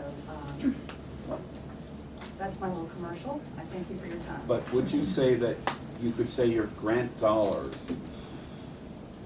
were consistent with the demographics of the 5 boroughs? This is something that came up at Grantmakers in the Arts last month. They had multiple sessions on racial equity in grant making. And this is a big issue, and they're actually going to be focusing on it over the next year. So you guys should pay attention to their website, because I think there'll be more conversations happening on that. There are foundations that tie their grant making specifically. We have to make sure that if there's 20% of the population is Asian and Asian American, we have to give 20% of the grant dollars to that. We don't hold to that very specific rule. Because we have multiple lenses that we have to look at too. We have to be sure, in terms of geography with the multiple boroughs and all that. But we do pay attention to it, and I would say that, in the arts program, more money is going to non-white or, non-white groups than otherwise. I can give you the statistics right now. We can certainly run a report. And if I could jump in as the other bad funder in the room. I'm with What fund do you represent? I'm with the Brooklyn Community Foundation, and we're relatively new. We were a private foundation, and we were created 2 years ago. And I can honestly say we're not looking at our grant making in racial or ethnic terms. We're looking at it in geographic terms. And of course, in Brooklyn, geographies mean a certain thing. And it's been very, very important to us to be in as broad Brooklyn geography as possible. And we're very lucky to be in Brooklyn, which is basically the world and is a world center for what's going on in arts. We're not funding individual artists. That's a whole nother conversation that I'm not prepared to duke it out about. But what we're increasingly trying to do is work with our grantees to help them demonstrate community support. We're pretty easy. We're Brooklyn. We're a relatively easy touch, which I hope that some of Brooklyn folks in the room would say. But we want to be able to give our grantees the tools that they can go to the bigger guys and gals across the river and say, look, we have community support. And rather than doing challenge grants, we've been doing what I would call encouragement grants. And I can't come in and say to Lori, you got to do this because I'm the foundation and I know better. That's I don't know better. Lori knows her communities far better than I do. But what I can do is dangle a carrot and say, hey, let's try this nutty thing, or why don't you come up with a nutty idea and see if it works. And maybe it's about getting more Facebook folks, maybe it's about getting 50 more individual donors. Forget what the dollar amount is, just to have 50 or X number, and it's always an X. I can't come up with the numbers. Our grantee partner, our community partners have to come up with these things. And our real goal in doing these things isn't to flatter the funder and won't we feel great about what we did, but it's about, again, creating that community support. Then you can take, that our partners can take, again, to the bigger guys.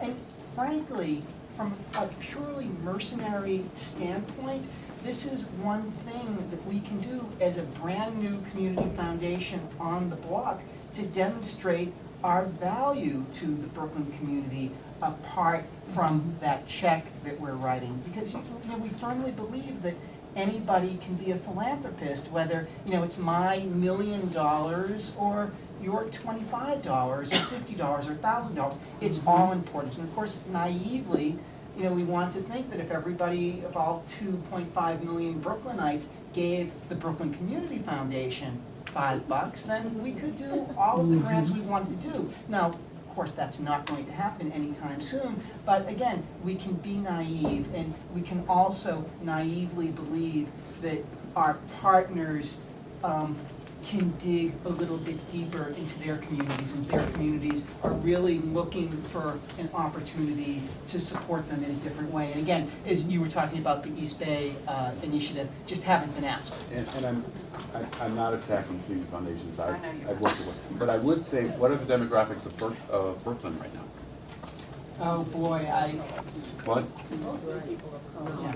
Yeah. So for the Brooklyn Community Foundation not to have that be one of its criteria seems awkward to me. And you said it was geography, and if it's primarily people of color, and you're not looking at the demographics of who's living in Brooklyn, then I would say it should be one of your criteria, maybe not the defining one, but it should be one of them. Because otherwise, That's so tied in with geography, and we're perhaps talking about the same thing, but again, it's very important for us that our grant making be geographically equitable. And of course, geographic equity oftentimes is racial equity. And I just sort of feel like I have to say one thing about the big institutions, which we also fund. And again, the Brooklyn Museum is our big cultural institution in Brooklyn, visual arts cultural institution. They have a very, very high percentage. I think it's 40% of people of color are part of their visitor base. And because we're supporting the Brooklyn Museum doesn't mean that all Brooklyn communities or many Brooklyn communities aren't being supported by that institution. I'm gonna go here and there, and then on the back. Thank you, panelists. This has been really wonderful for me. I kind of want to bring the conversation back to organizations, because many of us represent organizations, and we came out of that period of 60s and 70s, and as much as I also support individual artists, I think that the organizations are also cultivating a new generation of people in the arts. And the trap that you talked about, I was in it for 12 years, and we had a choice to stay the best darn small museum you ever saw in a place that you can't find because it's not on the ground floor and yada, yada, yada, or expand. And it was a very special situation. We were in Chinatown. It was post 9/11. A funder said, "Do you want this opportunity?" So it wasn't a traditional trajectory. We didn't have the donor base. Individual donors, who? We had less than 300 members. But it was also something that it seemed like the community had always wanted us to do, and that was that sort of trap, right? Sort of, you're supposed to grow. But at the same time, I felt like even within the community, it was like, what? This is all we have to show for our culture, our heritage, you're like these 2 rooms in an old school building. My grandmother can't even walk up the steps to go see you. So,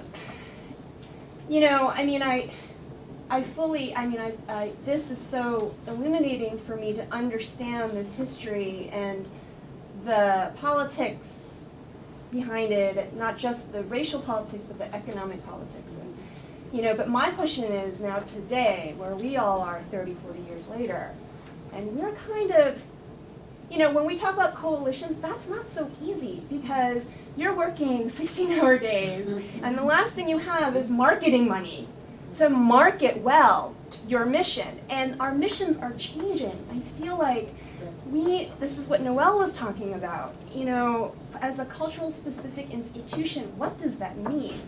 And I feel like I'm sort of in that in-between generation, and even the interns that were coming at a different notion of what it meant to be Chinese American than I did. And so it's like, does it, I don't know if it makes sense to become an Asian American museum. Then it just sort of waters down, dilutes what we're about. At the same time, you know, it's like, how do you speak to more people to keep the turnstiles moving? So I'm actually really interested in hearing sort of what's the next renaissance, you know? I mean, what I learned from my elders was really sort of what A.B. was talking about. There was this period when it was like, we're all in it together. And if you can't see that, we're not going to go anywhere. And I was really inspired by that. But I think it kind of shifted over time, and it just became like, well, you know, what's our community want? What is our community? And the hour became from uppercase to lowercase. And so now we find ourselves in a situation when, you know, recently I feel like in the past 5-6 years, there are a lot of expansions, a lot of new places opening, a lot of, you know, there was like, we were kind of booming with the boom. And now, we've got Occupy Wall Street, and, you know, we opened basically in our expanded facilities the same year that basically, you know, Wall Street was threatening the entire global economy. So, you know, this is so instructive to hear about sort of how we got here, but I'm really interested in how do we move forward, because this whole room is filled with people representing organizations. And I think that not just the artists, but that those of us who support the artists, we're part of the field, and I think it's important that the next generation of people in the arts are. Yeah. So I'd like to thank her for that, because we have 1 hour left, and I'd love to hear everyone's stories, and I think that our stories illuminate around the room, and we can all, you know, identify with it, and it touches us in certain ways. But if we can move the discussion to that question, you know, what's the next renaissance? And, you know, we know that there are, you know, multiple areas and levels that we're talking about here: history, economics, generational differences. You know, we're in a global either meltdown or upswing. I don't know where we are, you know, globally. But if we can focus on that. Were you going to respond to that, Susan? Not that specifically, okay. But I'd like to move us into more specifics. Yes. I thought somebody else was next. Were you? I know you're I wasn't responding directly to that, and so I didn't know if you wanted me to speak. I guess outing myself as the third funder in the room, and not necessarily an arts funder, but there are a few of my grandkids in the room. Mokata, Bedside Restoration, I think I heard Reedsville. So there are some, so I do more community development funding. But my thing is and what's that the name of your? I'm with M&T Bank. What is it? Manufacturers and Traders Trust, M&T Bank, Manufacturers and Traders Trust, based in Buffalo, New York. My contribution, or what I wanted to say, is that I feel, and maybe this does reflect a bit on the Renaissance, is that when I get in a room of funders or in a room like this, it's the people who get it who are here. Yeah. You know, how do you expand the conversation to the foundations who don't get it, or the institutions that don't get it, or the banks that don't get it? How do you get those people in the room? How do you get those people to hear your voice? And I think that that is what's missing. Otherwise, you know, as my mom and everyone else's mom always says, you're preaching to the choir. So we have three funders in the room. We're four. Who do you represent? Who do you represent as a funder? Sorry? Who do you represent? From the Upper Manhattan Empowerment Zone. I run the cultural funding program there. I have staff representing. Lisa. I really liked something you said that I think is important. You said our mission is changing. That I think that any organization evolves. I mean, we have IBM in Vermont, and it is the largest employer. But think about what IBM was 100 years ago, and think about when it made computers. It went global, it went bankrupt, it changed its business practice, but it still had a thing about helping the world work better was their sort of little thing. And so they found different ways to do it. And I found it interesting, you said your mission is shifting, and I think that that's actually the key to it, for us to be resident and pertinent in our times. That whenever we were founded, we have to be, it's going to shift. And when I would meet, when I was at the San Francisco Foundation with the Asian American Theater Company, which was one of the most esteemed companies in this country,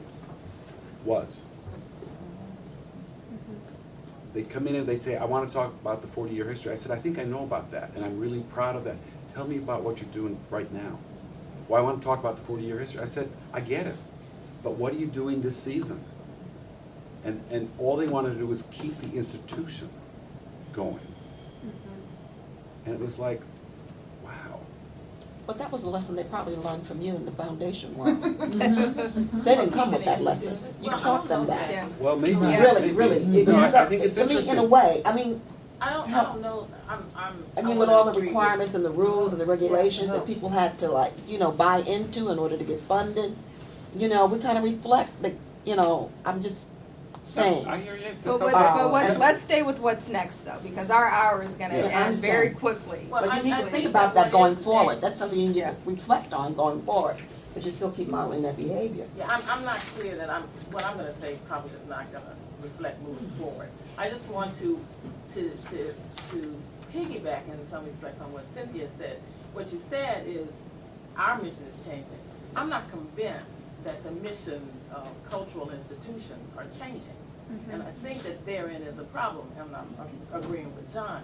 We all have to think about what it is that we're going to do, or what we need to do to continue to be relevant, whether it's relevant in our 7-block radius, or relevant in the city or globally, if that's what we choose to do. But the revisiting of the mission to reflect what it is that needs to be done or can be done from a cultural perspective is one of, I think, the primary things that will keep, whether it's keeping organizations alive, because they need to be alive. I don't necessarily think all organizations need to stay forever, but there are some that can and should. But it's all mission. It's all mission.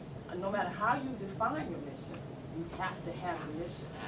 And trying to think forward, it's got to be based on the mission as well. You can't just kind of get up and say, okay, I'm now going to do integrated farming because that seems to be what the country needs. I'm therefore going to make, that's mission creep, and then you get out of your business. For me, it's a review of your mission, trying to make sure that you're always relevant. I just wanted to, Dorothy think that she had her hand up first, or? Well, this kind And then of I'd like to go. straddles what we were talking about before and moving forward. But as a media arts organization, I just had a board meeting this past week, and our mission is intact, and it's a very relevant mission, but the thing is, it needs to, we have to look at where we are now with the internet, with the cyber presence, because that's where I was talking to my board, which my report and what I was talking to them about was informed by my conversations with 2 of my funders, a foundation funder and a arts and a NISCA funder. We really have to really think about, I have a 17-year-old at home, and she's about to graduate from LaGuardia Arts. She is thinking so globally that it's just, if we aren't there, everyone in this room, if we aren't, you know, thinking about the artist, and she's an artist, and if we're not thinking about serving these artists that way, in some way, globally and as a cyber presence, I really don't see us surviving.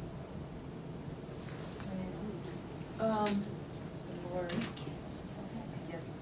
I see, you brought up the folks downtown, that new tribe downtown, okay?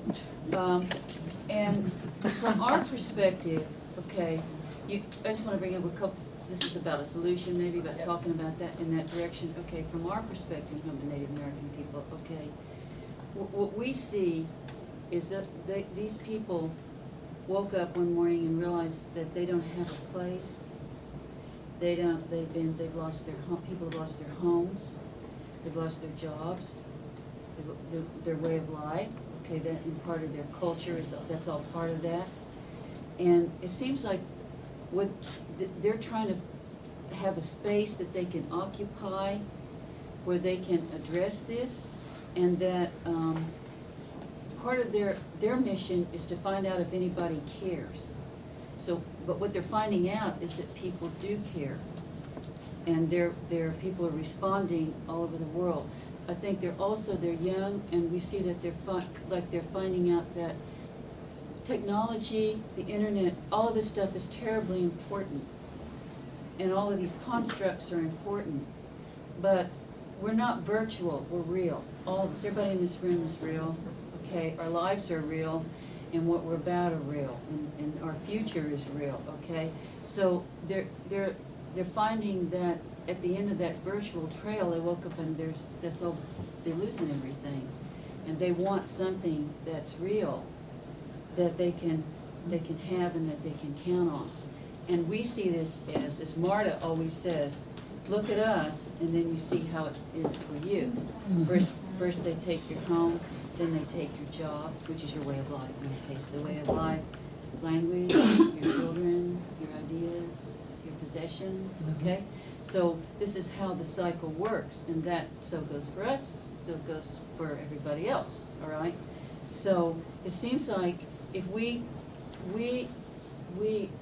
whether you call our organizations, our work, okay, our work, and for some of us here for 25 to 45 years has been that we've been a space, we've occupied a space in our community's lives, and literally within our community, where we are the place where change can happen, and where renewal can happen, and where renaissance can happen. That is what we do.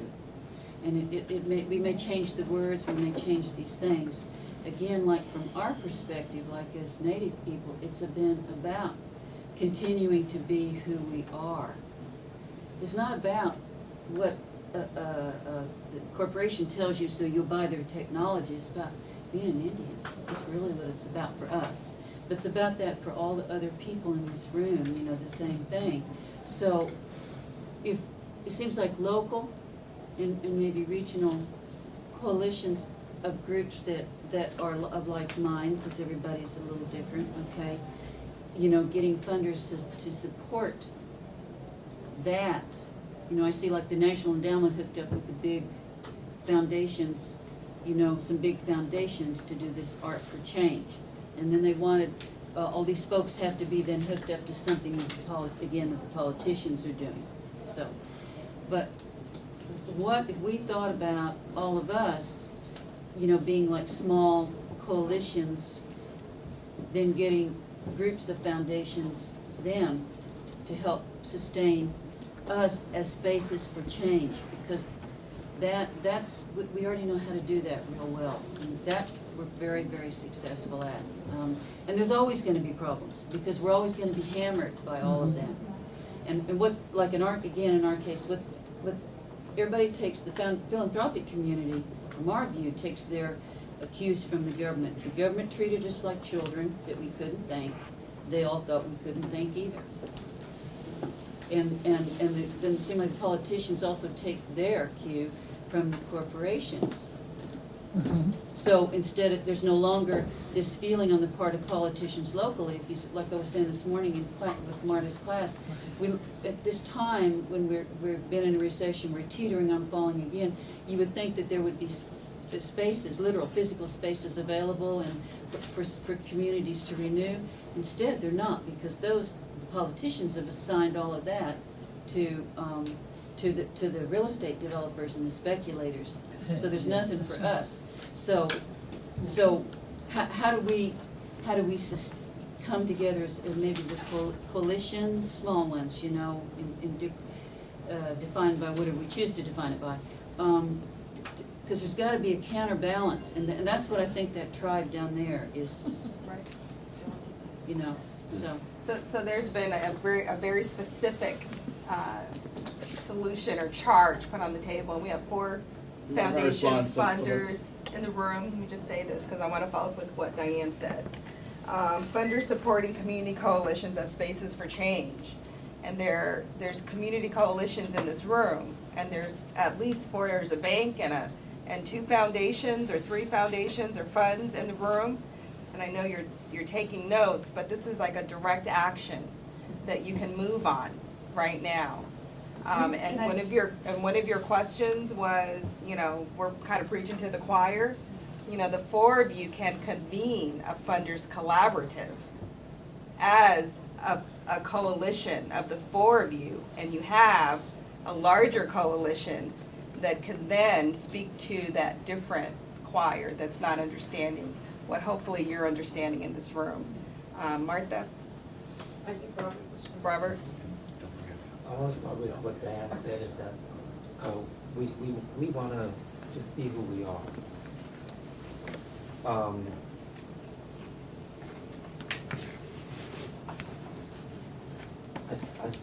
You were speaking about a renaissance.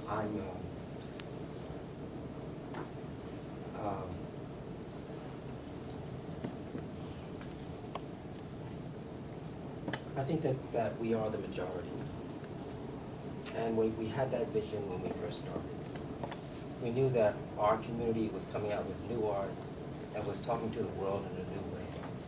And we knew at that time we were the majority. The funding and the nonprofit kind of structure, that gets us into this minority position, fighting for special attention, specific cultures, blah, blah, blah. We are still the majority. When China was trying to figure out what to do, the big question was, who are we in the modern world? Well, they couldn't figure it out.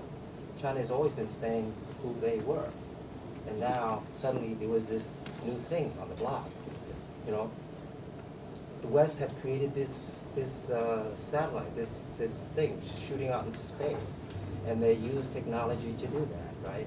And they're creating this whole thing, and they're keeping it in the eyes of the world that we are the pinnacle of civilization. We are going somewhere.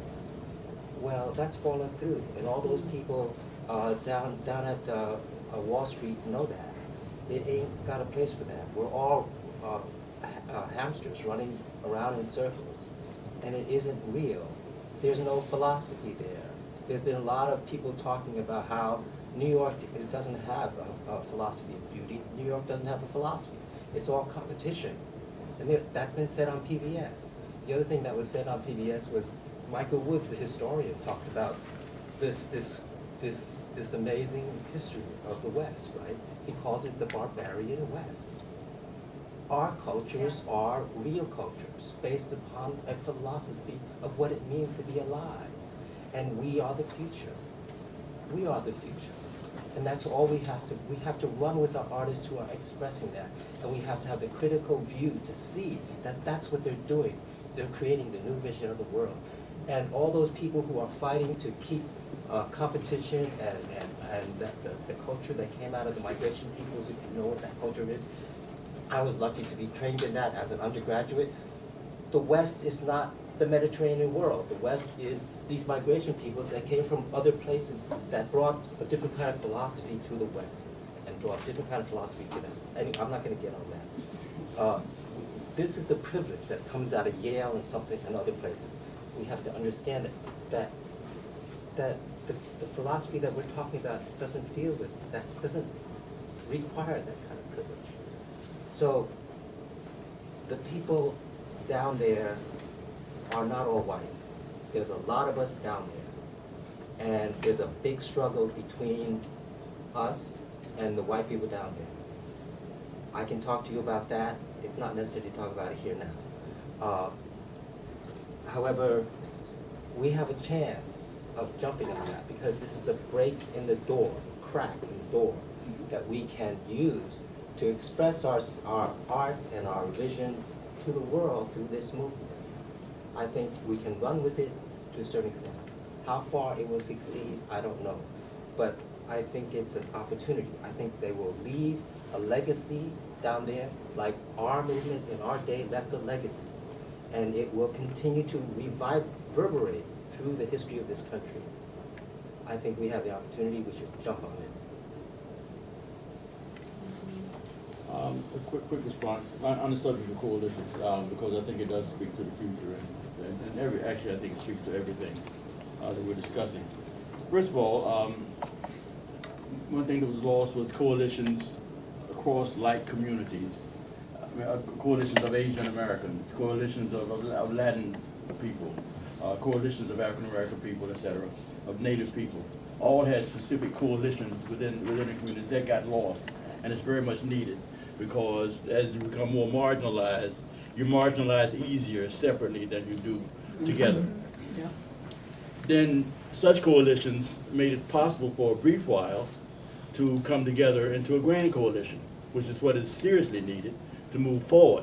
Because if you're talking about changing the funding patterns of foundations, you cannot do it by talking, not at grant makers of the arts, where you have program officers, because it's the boards who drive this stuff, and the boards love Mozart and Beethoven, as I do, and love the arts of the Renaissance, etc. But it's hard to move them. You can't move it from the program officer perspective. You have to move it from creating a factor which changes the way they have to look at the world, which has to be done in mass. It has to be done in mass or it doesn't get done. It doesn't get done. Nothing changes with individual approaches to sources of power. Another thing that you do in coalitions do, which will speak to the issue of next generations, you can at least better exchange information on best practices. Because there's a lot of knowledge among people, but it doesn't get shared. And some of that can be virtually done, but it is better done if it does have a centralizing sort of mechanism to pull it together, to make assignments, to raise topics that need further discussion, etc. And so I think that even though I know people, I understand, because I understand how strained people who do arts work is done. How strained they are. I know how strained their artists are. I remember your predecessor at San Francisco Foundation once did a study which showed that the greatest asset that arts organizations have is the undervalue of its artists. If artists didn't work so cheap, you wouldn't have any arts organizations. And I mean, so I do understand the load and the difficulty. I'm not trying to be clear when I say it, but the fact of the matter is that unless this does happen, it really doesn't move. And none of it moves. I mean, I know on all of the things that break down the subtopics in the room, none of them advance individually or just in a casual conversation that happens now and is not repeated for another 6 years. Yes. Okay, so we're gonna do, Lori's had her hand up, and then Martha, Fran, Tiffany, and Tiffany, and yes. And Al had his hand up. He gave up a while ago. Don't get discouraged. Okay. Okay. Well, can I say something? You go ahead. You go ahead. Maybe I can still remember it. But, and I am an outsider, but I'm really an insider because as AB talks about the Grand Coalition, we had that when Expansion Arts existed. That's how I got to meet Bob Lee and some other people in this community through the national meetings were funded by Expansion Arts. But everything that I hear, everything that I ever think about, and junior does, access to resources. And the role of the national government, the role of the National Endowment for the Arts. I think many people will say that the best thing they ever did, the greatest achievement of the National Endowment for the Arts was the Expansion Arts Program. Because it totally changed the dynamic and the landscape of art as it was practiced and it was engaged and bringing in the role of communities. But foundations don't really get audited. You know, back in the 70s and 80s, a thing called redline, where banks were audited to see how much mortgage they were giving for neighborhoods. If you look at the foundations and what they fund, and John has talked about this, if on a grand scale, you could get all these individual coalitions together, which this room is not just cultural, it's everything. You get all of them together and you start a conversation, you join, because if you go down to Occupy Wall Street, what are you gonna say if the news person comes up to you and say, well, why are you here? You know, as a cultural person, I think there should be that kind of like elevator speech that resonates with everybody. And one of the things could be said is, well, we understand that corporations and wealth controls 10% of everything. But that's also the foundations, because the foundations exist because of the corporations and the wealth. And they have become so directive in the last 20 years as to what gets funded in this country versus the old model, which was more responsive, that if you just mention, we need to start auditing these foundations to see how they're distributing their funds, to see if they're doing it equitably, the same way it was done with the banks years ago. So I think on a grand coalition scale, it may not get anywhere, but if you start the conversation and you start addressing at candidates forum for president and so forth, you start a conversation about how the foundations are really marginalizing diversity and opportunity in this country by their directed funding. I think then you've got at least one soundbite that you could use. I wanted to, in the conversation, when Martha and I talk a lot about arts organizations, so when I started Mokata 12 years ago, primarily when I looked at the big guys, like the Brooklyn Museum and the Brooklyn Academy of Music, they didn't have like Mickalene Thomases and Kehinde Wileys and Carl Walkers. They didn't have African diaspora festivals and film festivals and rhythm and blues. And so I would say in the last 12 years, mainstream organizations have taken a large stance in terms of doing Cuban festivals and all these different kinds of things that we made the argument at that time that we need a space because these organizations don't necessarily promote or identify with our culture, and we're paying tax-paying dollars, so we need to create our own institutions for that purpose. But there's been a shift because they are starting to do a vast amount more programming in that way. And I think that one of the things that comes up, kind of similar what you were talking about, Stuart, is that I think that it can't be underestimated moving forward that if you have an institution like Mokata that's doing similar stuff like BAM or the Brooklyn Museum now, because everyone's missions are evolving, that it can't be underestimated the power of my brown face in front of other black and brown children when I'm giving a school tour, when I'm welcoming them to the museum, because they don't see people that look like them in positions of power or teaching them. And so while they may be learning the information, they're not receiving the affirmation that I too could do that.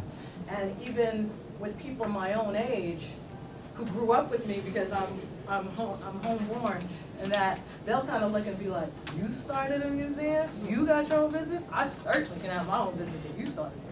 You know what I mean? And I'm kind of like, I may feel insulted at that moment, but I'm like, you are so right. If I can do it, you definitely can do it too. So it's that kind of thing in terms of when we're teaching and that sort of thing. But even outside of that, an institution that's generally run by a person of color, I do 7 to 10 graduations. I've never seen a mainstream museum director go into our communities to do career days, to do graduations, to go into public housing, to do family days, to do face painting, to go into each of the churches and talk from the pulpit. Like, that's like a whole nother element that we do that is not written in the grant proposal because it's not enough room in those 50 words that you can put in there in terms of what you do.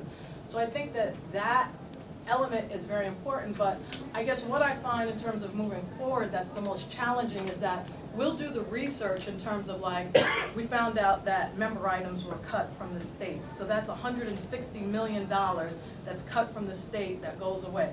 NISCA's budget was cut. Then earlier, prior to that, we found out, hey everybody, guess what? DCA recognizes that 68% of the city of New York are people of color, but they only give out 14% of that funding to organizations of color and or organizations that identify that they do programming for people of color. So Brooklyn Museum and BAM and all of them are in there too.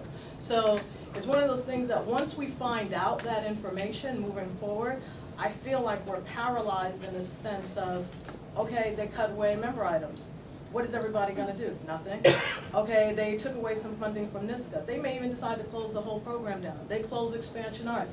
We're just in a state of just like receiving just, I guess abuse in that way in terms of these things are being taken away, and because we're not organized as a union body or anything like that, so that when you do wanna respond to these things happening, what I found is challenging is that many of the more established mainstream institutions will say, we're already too compromised in that system in order to do anything about any of these things. And the people that are younger will say, if you're not paying me, if it's not on the books, I'm not going out there outside of the time that I'm supposed to be at this job.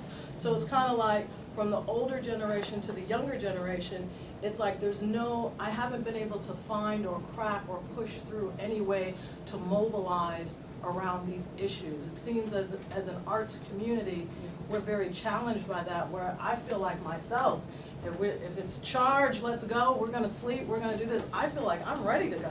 But I feel like I've been out there and been embarrassed far too many times by myself, trying to organize something in that capacity. Can I respond to something? Listening to you, I think that things actually really do change. The WPA Arts Project was created, and then it was ended. The NEA was created, and it's changed. Copyright laws protecting artists' rights they didn't always exist, they were created. Gay marriage, decentralization of the Board of Education. So what I would be really interested in doing is maybe bringing some lawyers, economic analysts, other people into this discussion to identify something very concrete, or one or two very concrete things that can be organized around, and utilizing the expertise to do the analysis to figure out, what are those things. Martha? I think that, I'd like to go to the why we created this, and why you're around the table. Because we curated, Sonia and I curated it so that there would be different voices from different positions and from different entry points and different knowledge and different access, right, to either resources or intelligences and so on and so forth.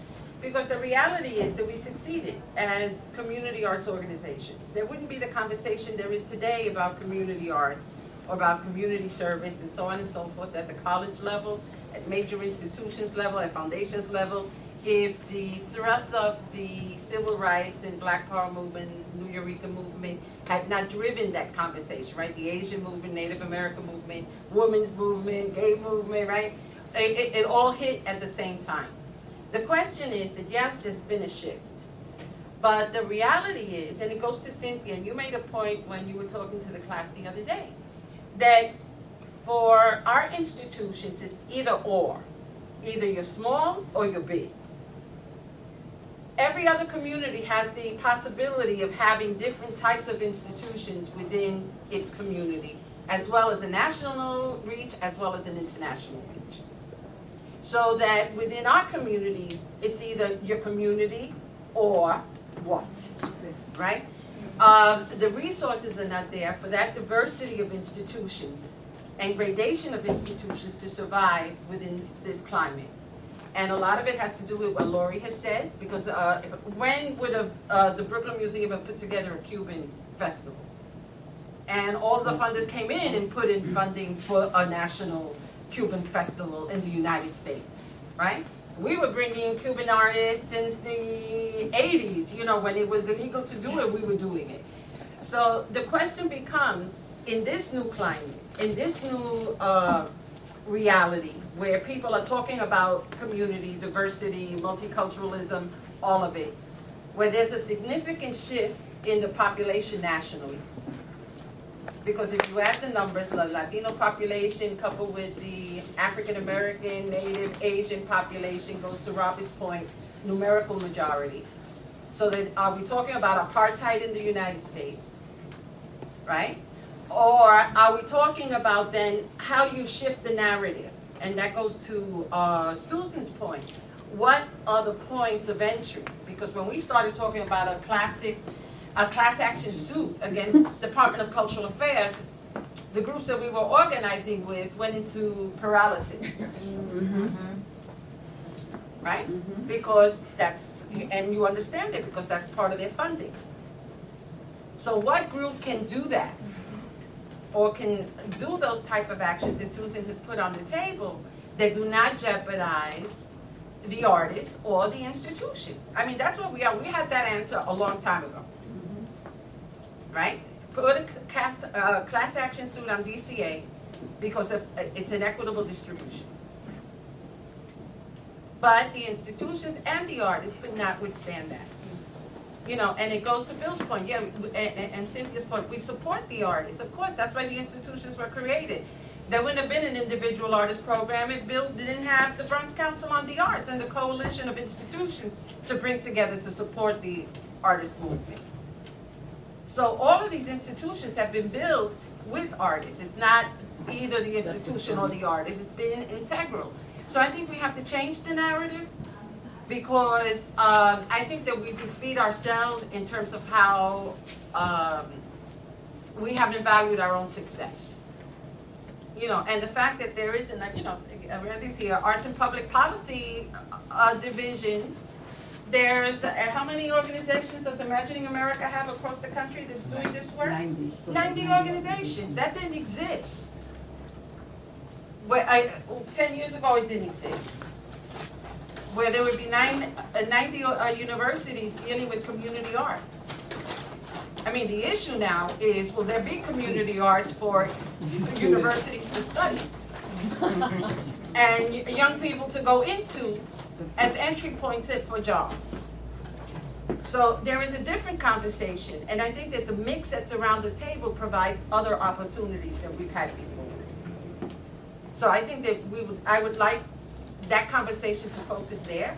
What are those opportunities? And as Susan has put on the table, what are some of the steps that can be taken that are possible? The Irvine Foundation was just based in California, just released a study today. And they tried to figure out what was the universe of arts and cultural organizations in the state. And they found that there were 11,000 arts and cultural organizations in the state of California. 85% had budgets under $250,000, and 48% had budgets under $24,000. So there is a lot of community arts going on in California. None of it's being supported through philanthropy. I mean, so now Irvine commissioned this study. Now it has to figure out what it's going to do with it. I mean, it's a very interesting to look at that.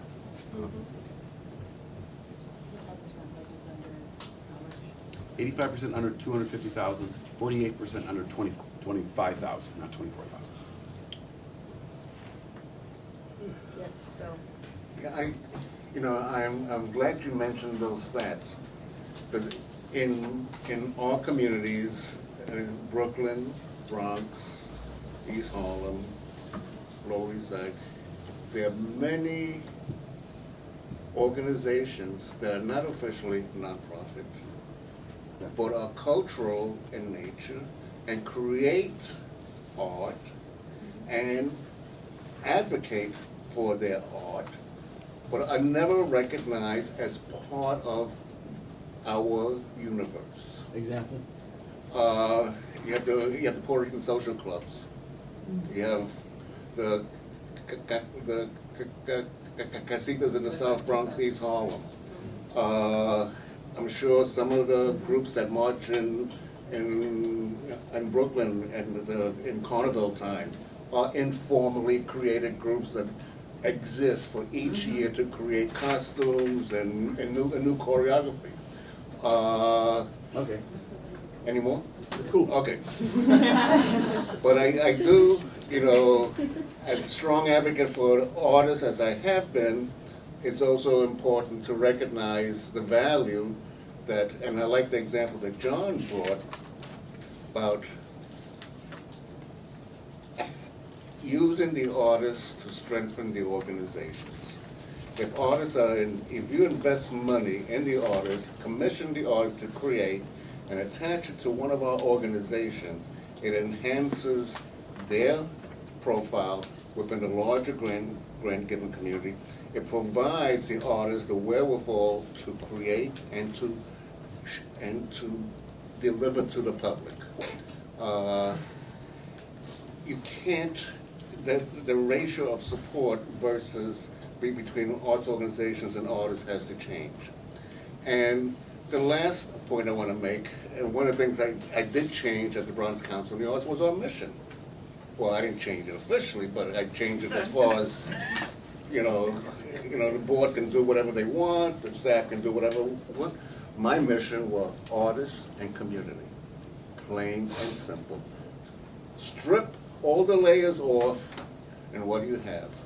Artists create, and they live in communities, plain and simple. So when I said that, I started developing, if I had to depend on arts funding, I'd still be working at the Bronx Council of the Arts at $20 an hour, because there's not enough arts funding to make us survive, to allow us to survive. Workforce development funds, economic development funds, wellness funds, after-school funds. So out of my 1.8 million, about 800,000 were from non-arts funding. Everything was directed to the arts and community. Job training, train unemployed people to be art handlers. New York City Department of Small Business Services wanted us to take over two bids in the Bronx because they didn't have an organization that was strong enough to do it. I said, no, that's a little too much. I mean, I may not be not well, but I'm not stupid. But the idea was that I was able to now bring communities in a way that made sense to introduce them to the Bronx Council on the Arts. By securing assets, any kind of asset, and someone mentioned one of the most important people in my life who delivered a message to me in 1972 was Reverend Ike. Reverend Ike. Green power, the dollar. And that's what it's all been about. How do you accumulate wealth? And how do you distribute it in your community, plain and simple. I'm gonna give Randy a moment, but I want the panel to have closing words in terms of how do we move forward, advice for moving forward. And I'd like to ask all of you to fill out the evaluation that's been passed around. If you could please leave it with us. Randy? I don't know, one of the things that's really inspiring for me just to have gathered all of this organizational capacity is first that it is a living document of the success of these movements, right? Just look at all of the organization that has been made. But I think the question that's being posed is that actual organizational form consistent with all of this capacity that it exists on the ground? And it seems like one question that is being posed is how can we pool the common resources without losing the specificity of what's happening on the ground? It seems to me that there's a few areas that we might want to consider. Clearly the nonprofit model not only was very, very labor intensive, right? That for nonprofits, generally up to 40 cents on the dollar is spent raising money, right?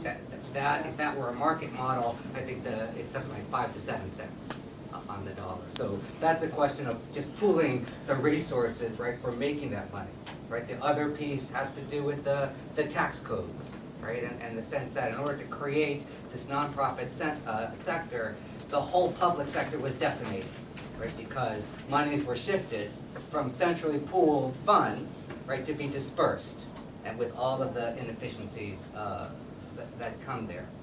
So I think those questions, the financial markets rose on the notion and the expansion of home ownership, whether that's a good value or not, rose on the notion of creating secondary markets, right? Of pooling resources. All of these crazy mortgage-backed securities and collateralized debt obligations had to do with taking the money out of a local place where it was fixed and creating revenue streams. So I think one interesting question for us to think about at a different scale is what does that pooling of resources to give us a different kind of revenue stream, a different kind of economy, especially if we are the majority.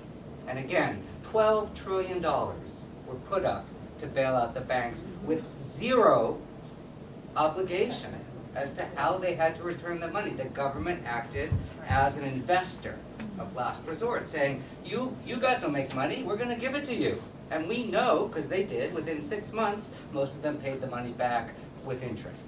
Right? So, we have lots of models. We have the model of healthcare, not necessarily very efficient, but healthcare is the largest industry in the United States, right?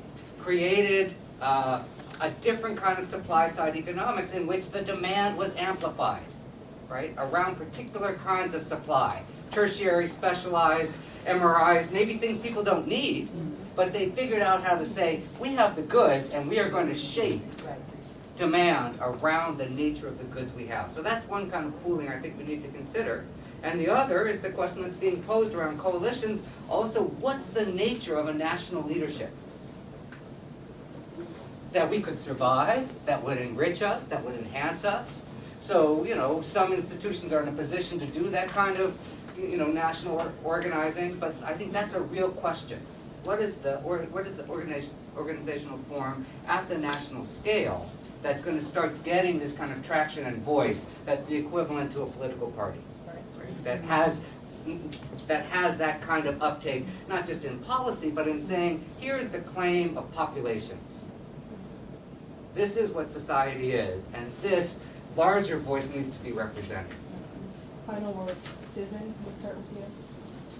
Well, I think that what you're suggesting is really exciting, and it seems to me that we might consider, if we want to continue these discussions, engaging, as I said earlier, other people, rather than, like, for example, forming a task force to burden the people in this room with one more thing that they don't have time to do anyway. But to really think about, and maybe some of the foundations in the room would be interested in supporting that, to engage people who could help think through these issues and analyze the situation, work with us, and they, as consultants, and I'd be very interested in that. Thank you. Maybe? I think the idea that strikes me as most feasible and most effective is to the degree that it is possible with resources and times available, extend the reach in a coherent way. In other words, if as individual organizations, more can be done to contact organizations which are compatible within your area of reach, and have some engagement with them that in terms of marketing your own work and seeing what services you can offer them, and for identifying issues that are common to you that can be worked on together. I think that is one way, and then to keep moving toward a coherent center that can sort of mass this entire force. I think that organization starts in a place and reaches out. I mean, it's not, it can't be done globally at one time. It has to start somewhere, and it has to extend its tentacles as far as it can go, and to bring other elements in. It is important to think broadly and sympathetically with people who may not have been in conversation with you before. Everybody may not agree on everything, but you have to agree on a central thing that will move the cause forward. Again, I think that it really, in this age, is about force. Because, I mean, I say this because of the power of the right today. I see how much it has affected my life over the years, and what it has worn away, and what it's continually wearing away, and that it did not have efforts that start and end when some symbolic gain has been made. I think that is a real problem in our society. I hope everyone reads this new report that Holly Sitford just published from the National Committee for Responsive Philanthropy. And here's what I think would be interesting, that each of you read it, and that you sent it to each of your funders and said, what are you and your board going to do about this? That only 10% of $2.3 billion is going to underserved communities. What are you and your board going to do about this? If they say, if Pew says nothing, Ellen, okay, you know that. It's nothing. They're not going to be concerned about it? Okay. But if everybody did that, and if Pew got that from 50 different organizations in Philadelphia, and if every organization in Brooklyn sent it to you, you'd actually have to deal with it. And you're just asking, this is an interesting report. It shows in the boldest way possible the kind of systemic racism in philanthropy. What are you and your board going to do about this? I think it would be very powerful. It would be a sea change. Well, I'd like to recognize Marta and Sonia for pulling this together. Thank you so much.